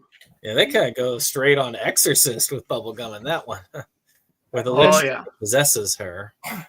And that was, I'm sure you appreciated that moment where Peppermint Butler comes into the room, senses the evil, and just like drops and hisses before running off. It's like... Yeah, I think Peppermint Butler is a little bit smarter than the rest of them. It looks like that they're talking about different things. I think it was like plutonium was one of the things that she was requesting. Yes. Yeah. Just your average stuff to bring in, Just your average things. Girl stuff. Girl stuff. Yeah. Absolutely. I have plutonium sitting in my bathroom. Yes. Absolutely. You just mix it with your bleach and you're good. Exactly. But actually, it was Ice King that managed to save the day this time, which they finally got kind of through to him in that sense. He's like, you know what? I don't want to marry her if she's like this. I mean, I will say, because you're going to see it throughout the next season, this is where Ice King does sort of do a heel turn with the kidnapping. So, I mean, he does a good deed, though. They have to do something in return for him. I mean, it's childish, but they had to do something for him first. So, I think they had to apologize to him or something like that for, ignoring him or something.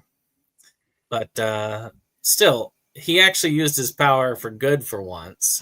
Mm-hmm.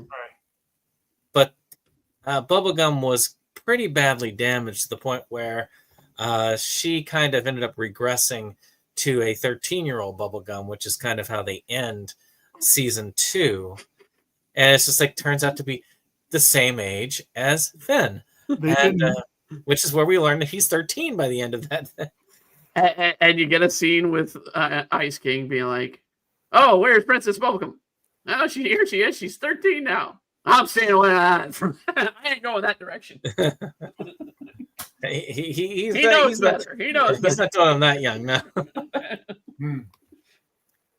But and also we find out that the snail will return this time.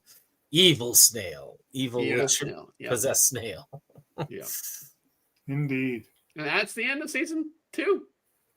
Yeah. I really think that the 2-parter is a great setup for that, because it shows that the world, though, is very silly. There are some things that you take somewhat seriously, and this storyline definitely is more serious than a lot of the storylines we get up into. Yeah. Oh, yeah. Yeah. I mean, it sets up perfectly with the coming seasons how serious some of the story are going to be, but also we get a lot of world building in this season, and especially with the Lich development, learning about the Mushroom War, learning about the nuclear waste, learning about, this world is not what it seems like. It's just not this happy-go-lucky kids world. There's a very dark underbelly to this. I feel like this is how Finn and his family, as you guys have kind of spoiled a little bit of that for us with the fact that Jake is like kind of his brother and whatnot throughout the series. Well, that's not spoiled. That was announced last season. Yeah, that was explained last season. They grew up together. Finn was found by Joshua and Jake's mother. I don't think they ever give her a name. But which Joshua being the one who tells like, yes, that's right, you're going to suck him in the face. I feel like this is how you see it through the mind of Finn, and how he takes how he takes what happens after the world went through an apocalyptic. Well, in all fairness to Finn, the world went to hell long before he was born. Yeah, Finn was not alive when the world went to hell. I'll tell you that much. Yeah. Now, there are characters that were. more than one that we know of. Well, yeah, we know Marceline because of her age, and we know Ice King because of his age. Mm-hmm. Those are the only two that they really fully hint that were there that long. At this point. Because no one quite knows how old Bubblegum is. She seems young. But then again, so does Marceline. Right. But she definitely seems young for her age. I will say that. Obviously, Gunther is the one who's been around for decades. Well, we don't know. Centuries and eons. I honestly don't know. Brandon, I don't know if there's a story that you've come across that explains more of Gunther's origins, but I believe it's always kept a secret. I don't remember anything more than just these weird hints on, like, there's something more going on. I mean, Tree Trunks might be the youngest character for all I know. She just is voiced by an old woman.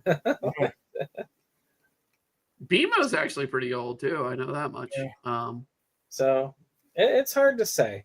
Yeah. But we'll find out more as we go. Right. And, of course, we're going to be taking a break from this. So, I guess, which is kind of sad in a way because it just really starts to ramp up. But we'll be back again in September with season 3. Yeah, as soon as school starts, we'll be back into this. So yeah. But anything. So overall, I think I'm just gonna go one at a time, just to make sure everybody's had everything they want to say heard. Just for plot wise, overall, we've had first thoughts. I guess final thoughts. We'll start with you, Dave. What are your final thoughts on season 2? As just plot wise, my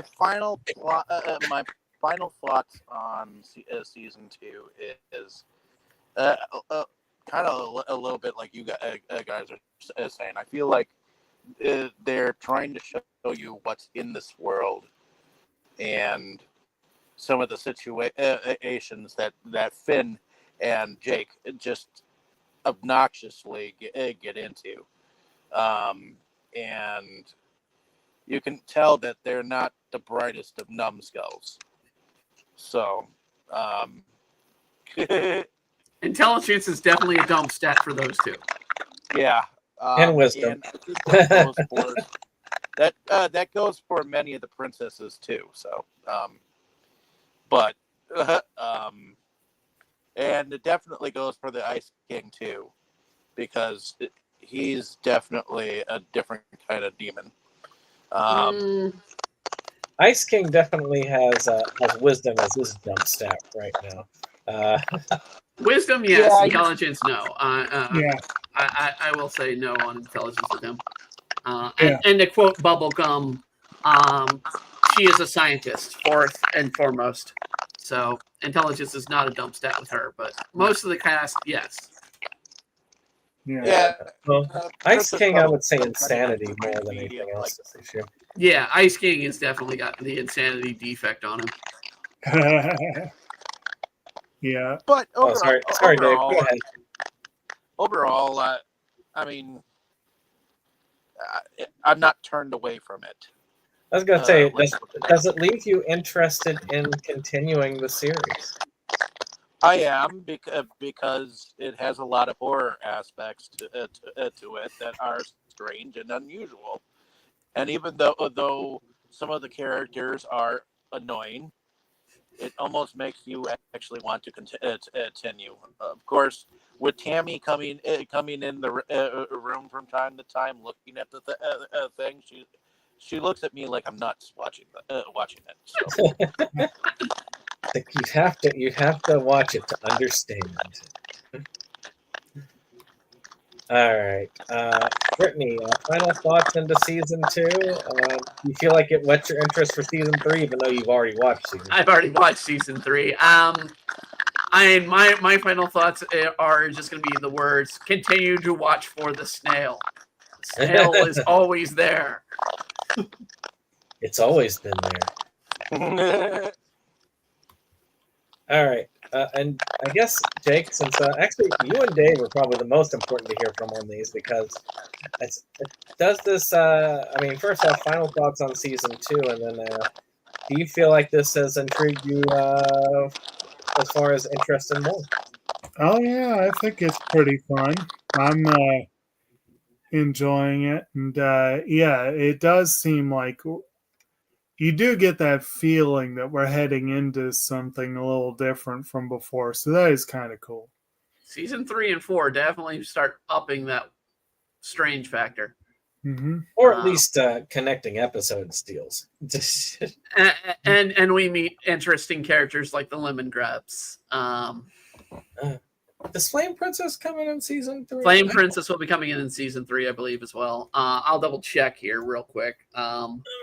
Let's see here, because I'm on the site that summarizes episodes, so I could actually find. I think she's at the end. I think. Yeah, let's see. Season 3, real quick. I think she's the final episode, is Flame Princess. Let's see here. Cuteness, Memory of a Memory. Yeah, no, absolutely. She's in the final episode of the season 3. So, yeah, we deal with teenage Princess Bubblegum for a little bit, for actually a decent tract of the first part. Let's see. Thank you, Frontier. The owl. It gets introduced. We also get Fiona and Cake for the first time. Yes. Fiona and Cake is an entertaining thing, and then turns into an entire series of that. Yeah, you're right. At the very end. Does it show Lemon Grab on this? I guarantee you Lemon Grab's in here somewhere. Hold on. It's gotta be there at one point. I just don't see anything that shows. Lizard Battle, Fiona Cake. What was missing from the worst Beauty Grab? No, we can hear you. Thank you. New Frontier. Holly Jolly. Marceline Closet. Peter Pete. Another Way. Ghost Princess. Maybe not. Maybe not. Maybe not. I thought Lemon Grab would be in by season 3. I know he's in by season 4. He'd have had to be by season 4. It just. No. Too young. He comes in episode 2 young. Okay. Episode 5. So, any case, so we get to see some new characters. We get to see some plot development, and plot development is cool because we're not used to a ton of it in this series so far. There's a little bit of it, so we get to see more of that. But let's move into production design. So, did y'all see any improvement on this? Do you feel like it's getting any better as far as looks department for you? If anything, getting used to the animation style. It took me a moment to actually get into the animation style, but I'm getting used to it. I've actually found that regardless of the animation style, if the story is intriguing enough, eventually it doesn't bother me. But I'm not an animator, so that's part of the reason. When I was, for instance, a good example of one of those is the movie 1985, Evan Jacobs' film. That animation style is horrendous, really. But the story beats were so interesting to me that eventually I was able to just tune out oh my gosh, this is kind of ugly looking, and enjoy the actual thing overall. So okay. I think when you've got good story, you can actually adapt. Jacob, you want to say some stuff because I'll say at the end here. What's going on? About the style, animation style, anything? I mean, yeah, you get used to it. I can't swear to it whether it looks cleaner than the first season. I feel like maybe, but yeah, you get used to it. I noticed there were a couple of my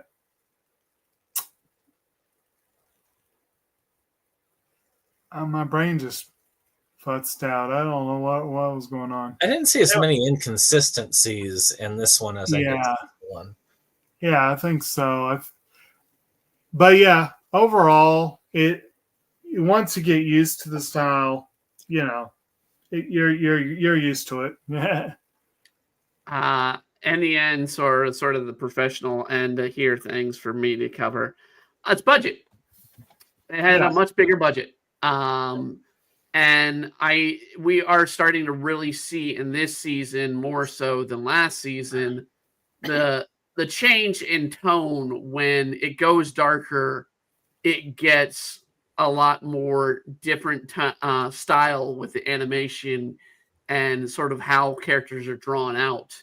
There's far more detail, far more, you know, elements to the characters that we see that we wouldn't see before. Lich, good example of that. The Lich, the armor that Jake gets as well is very detailed. But I mean, little things. I mean, the Nightosphere, just going through the Nightosphere, which we'll come back to at some point with the Nightosphere eventually. But I mean, Adventure Time has that sort of really storybook look that every kid sort of grows up and learning and enjoying. But when it gets, you know, dark and whatnot, it goes into that twisted storybook look to make sure that you know when a villain is there that is a true evil villain. When you see somebody like the Lich, that there is no humanity in there. There's no lightness into them. Whereas with Ice King, you have, you know, the, you know, jokey yet somewhat depressing lifestyle that is the king. So I mean, it's something that shows a lot more in season 2, and then shows on throughout the seasons from there on than it did in season 1. And it does come down to budget. It really does. Shoot, Lich is far more serious of a villain than even Marceline's father, and he's pretty nasty. Yeah, and there's worse than the Lich out there. Oh, we'll see those later. There's more powerful beings just in general. I mean, shoot, as you go. Shoot, the owl, good example. Abraham Lincoln. Gosh, Magic Man. Oh, God. Yeah, Magic Man's another one. Yep. Yeah. Abracadaniel's going to be one that did we see Abracadaniel at all this season? I don't remember. Not this season. So. Okay. No. We get to the Wizards world city next season, so we'll see a lot of wizards that hang around. I mean, music is. I always thought of music as something that as the series goes on, it becomes more and more important to the series. Yeah, Rebecca Sugar's involvement also, you can tell that influence is there, especially when you're watching Steven Universe, because music is big in that series. Yeah, it's worse, but it is big in that series. I mean, I was asked last night on stream when I was doing my stream about Steven Universe and sort of my takes, and I always kind of felt Rebecca Sugar didn't really do as good a job in the songs because they weren't as catchy or memorable, in my opinion, to Steven Universe as they are as, you know, some of the songs that come up in Adventure Time that she worked on. And then there's future songs that she won't be involved at all on. It's hard to say. I mean, like I say, with Steven Universe, it's a different animal.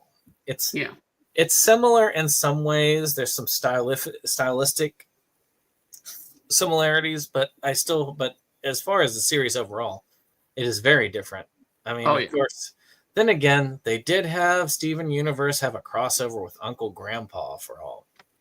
They also had Steven Universe, the end of Steven Universe. I don't think we're ever going to hit Steven Universe, are we, Brandon? Depends on what role. Well, I don't know. I haven't included in the role. I'm going to spoil Steven Universe for those that haven't watched it. It ends with Steven having a breakdown of mental stress, the fact that he doesn't know how to save himself over saving others. When you watch the whole series, the kid is traumatized. As a young child, he is traumatized constantly throughout, has no normal childhood development. And from a standpoint of somebody who studies mental health, I found the whole series very interesting. The interactions of characters. I know that there's a lot of people in the LGBTQ community look at it as that is the big theme of it all, and that is the main thing about it. But there's a lot more to it than that. I feel like that's a shallow look at the series. Yeah, it is. It is. And I mean, it's the same. There's a lot of LGBT eventually developing here in Adventure Time. And it's to just make it all about that, it'd be shallow. And again, that's the thing is, I mean, that's where the difference between representation and pandering comes into play. Yeah. If it was all about that, then I didn't think Steven Universe would be as good a series for me. I don't think any series would be.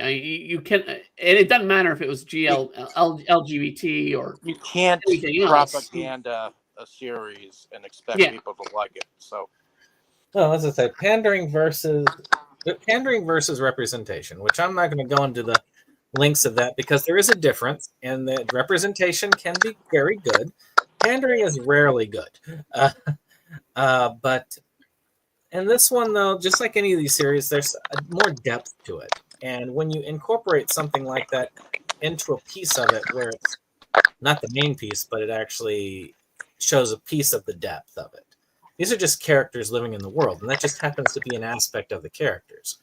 And that's fine. I mean, I think that's a great thing. That shows, because it's not the characters it's the characters we like. It's not that aspect we're there for. It's the characters. It's the world. Yeah, and I do feel that that's the main difference between what makes Adventure Time better than Steven Universe is it's the world develops these characters in this world, whereas Steven Universe, it's the characters that develop the world. Don't get it wrong, though. The characters are very well written as you go on. Oh no, I mean some of the characters in Steven Universe are great.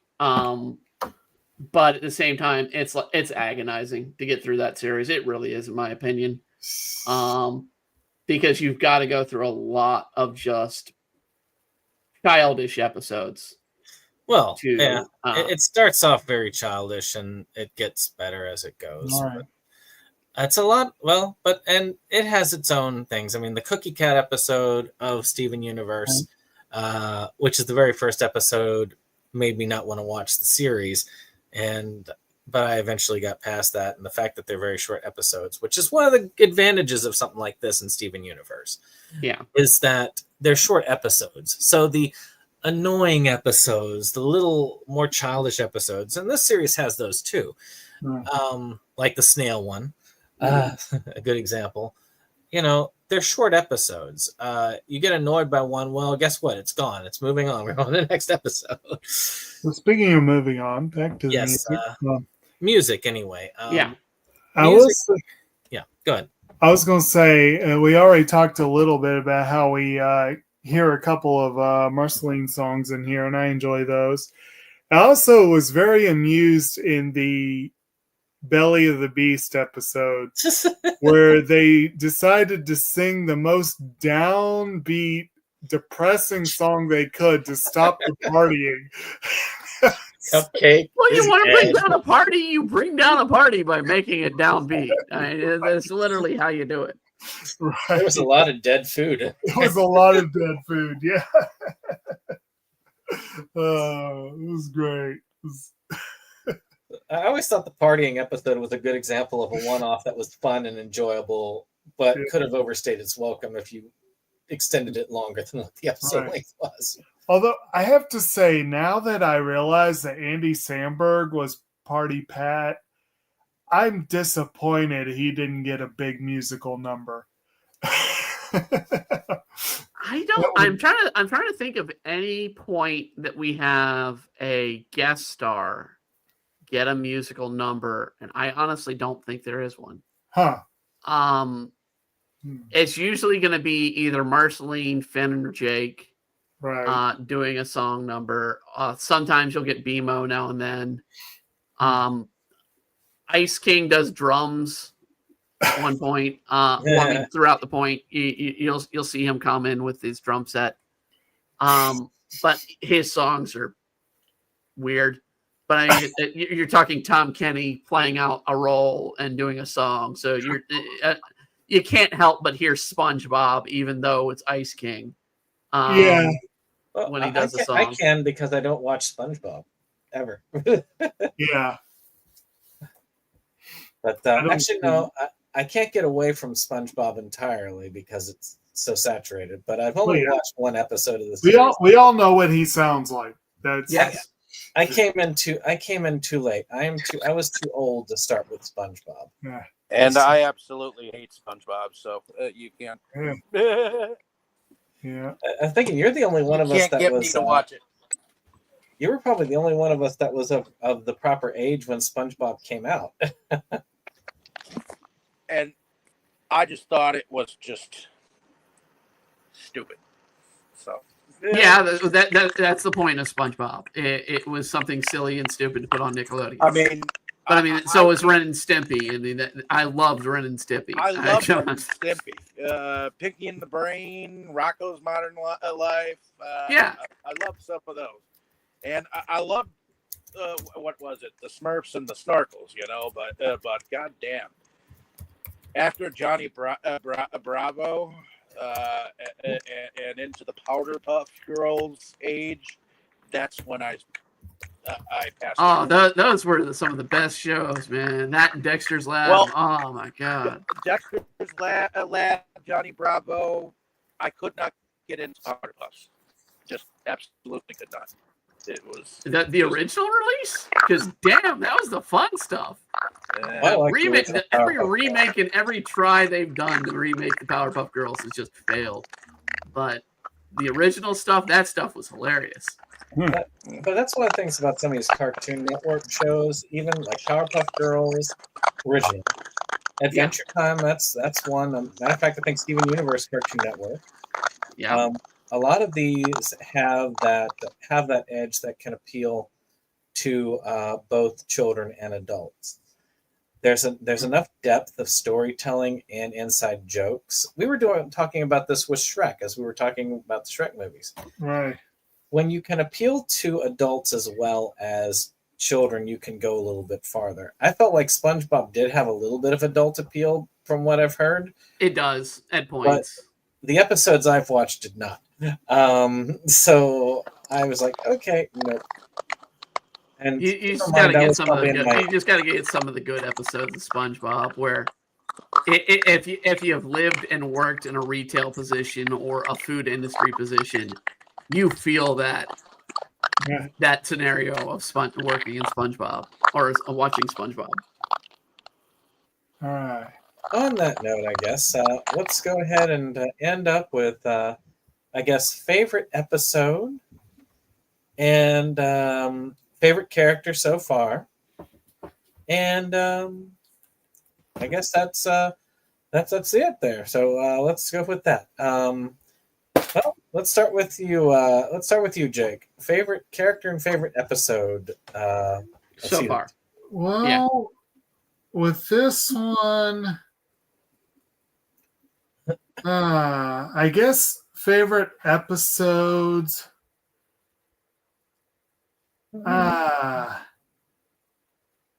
I'm going to have to say, I'm not sure I have a clear favorite. I almost never do, I know. But I did enjoy the Death and Bloom episode and the Mystery Train episode. And really most of the ones with Marceline. And she is still my favorite character, but I did enjoy Death. I thought that was a fun character. And there were a couple of others that were pretty fun, too. All right. Well, how about you, Brittany? Favorite character, favorite episode, season 2? All right. Favorite character, I am going to go with, at this point in time in the series, it's going to have to be Marceline right now. Favorite episode of this season, it's going to probably be The Limit, because I enjoyed the idea of this maze and trying to stretch all the way out through this maze and finding stupid ways to get out of the deal that was a certain death. Oh, right. Dave, favorite character, favorite episode this season? This season, probably Lumpy Space Princess. My favorite character. Oh yeah, because we discovered that she's actually living in a camp hobo style. That will continue into next season.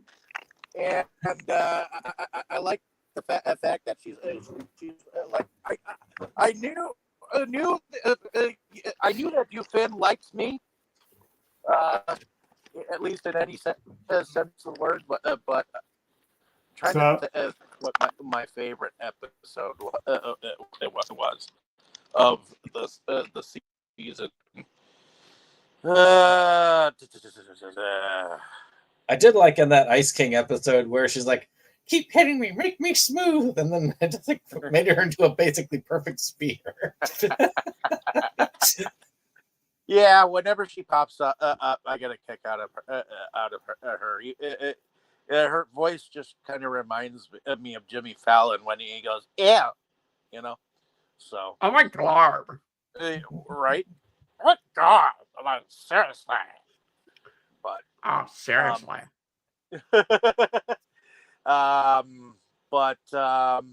Yeah. I'm gonna have to go with the Magic the Magic Bean episode. For some reason, that was pretty funny for me. Well, I guess for me, still Peppermint Butler. Matter of fact, I think the episodes of Peppermint Butler in here actually made me like him more as a character. My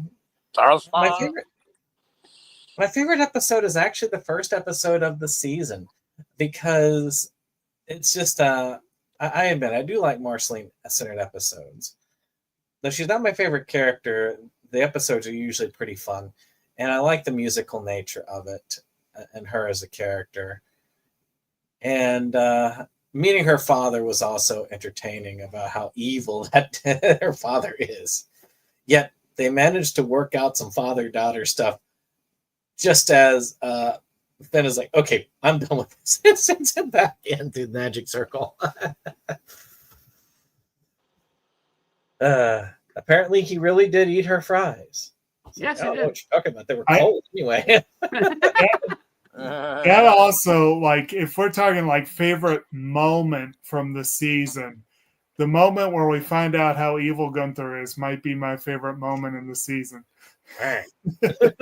My favorite character of both seasons, if I had to say anything, would be Ricardio. For some reason, I got a kick out of Ricardio. Well, he is played by George Takei. But George Takei just has that voice. Yeah. Oh my.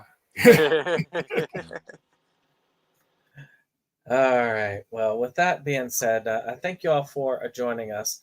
Next time, we'll be celebrating my birthday pick as one of, I guess, our 3 regular members. We're glad to have Dave on with us. Hopefully, one day maybe you'll be a regular member too with us. Be a pepper too.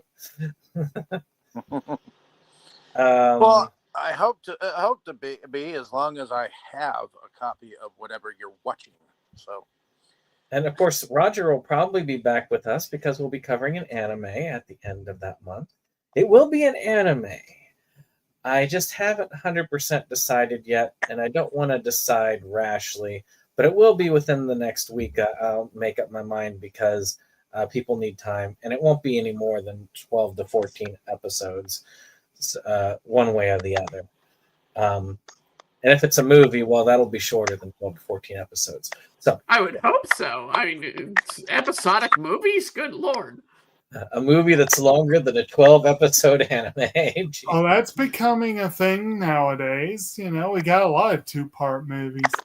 Well, the 2-part movies is one thing. We're talking like 4 or 5 parts at this point. I guess if you counted Dune as one movie.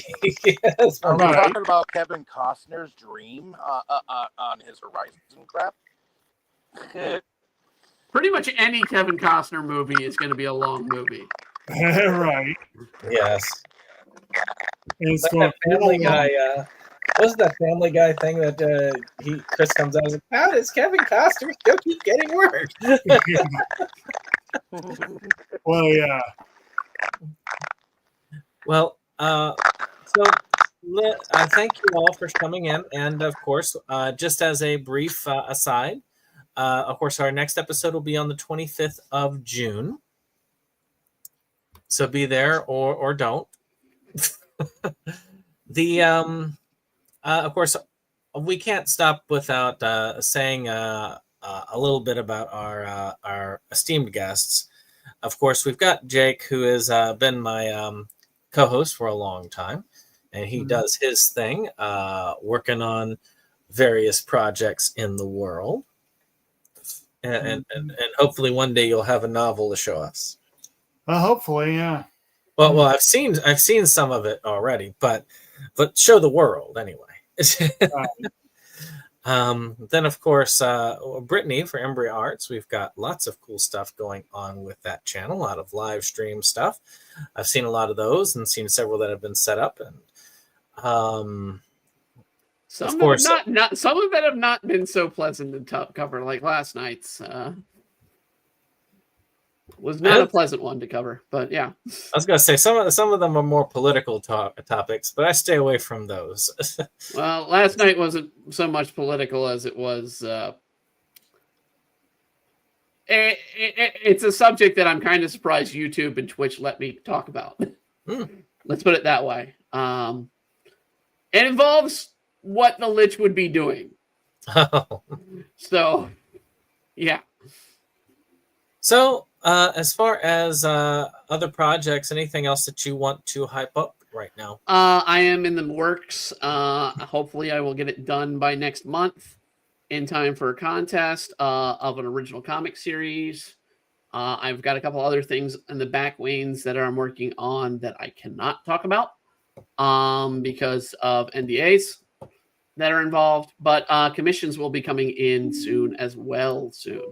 So people who enjoy or want to ask for some commission artwork, I will be looking to be doing that soon because I need to bring in some income, and that's one way to do it. So the NDAs keep you from talking about the project itself. Was there anything that keeps you from talking about the NDAs? Like what type of paper were used, or the type of font? Maybe the shade. At this point, no paper has been used. Nothing signed on ink, but. I can't name who it is, what companies they are, and what's involved. But I am in talks of something. All right, Dave, of course, runs Inside Movies Galore and Delusions of Grandeur. Of course, if you haven't watched, we've been in the middle of Shrek month.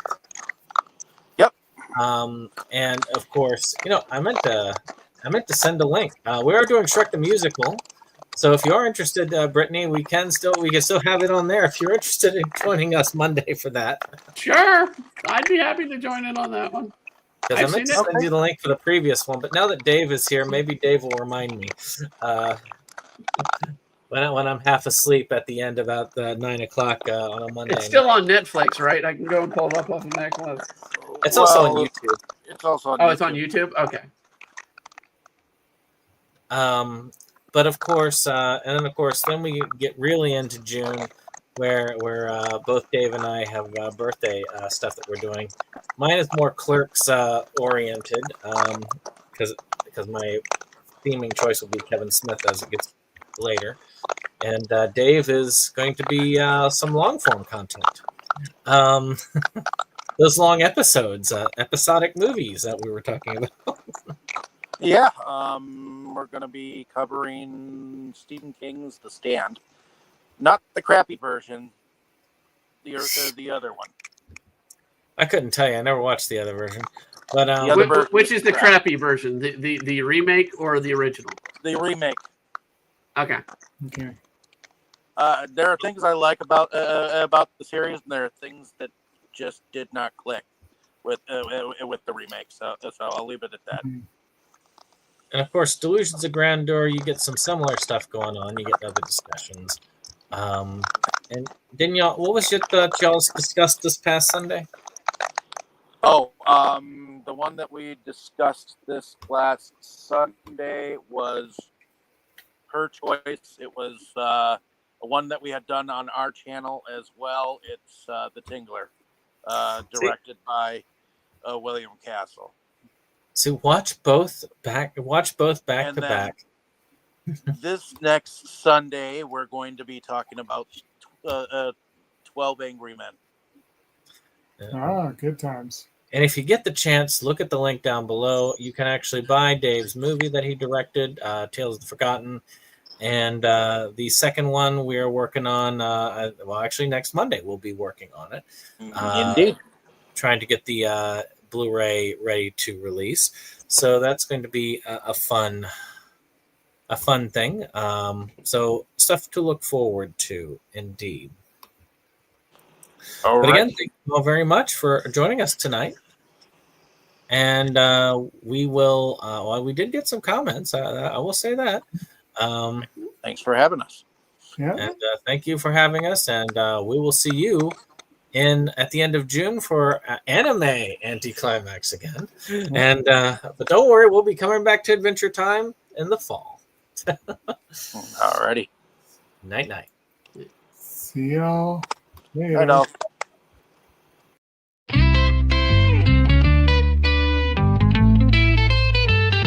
SeptumSin versus the world. It's that place for all the boys and girls. You'll feel real safe, you'll feel real warm. It's a cozy place to ride out the storm. SeptumSin!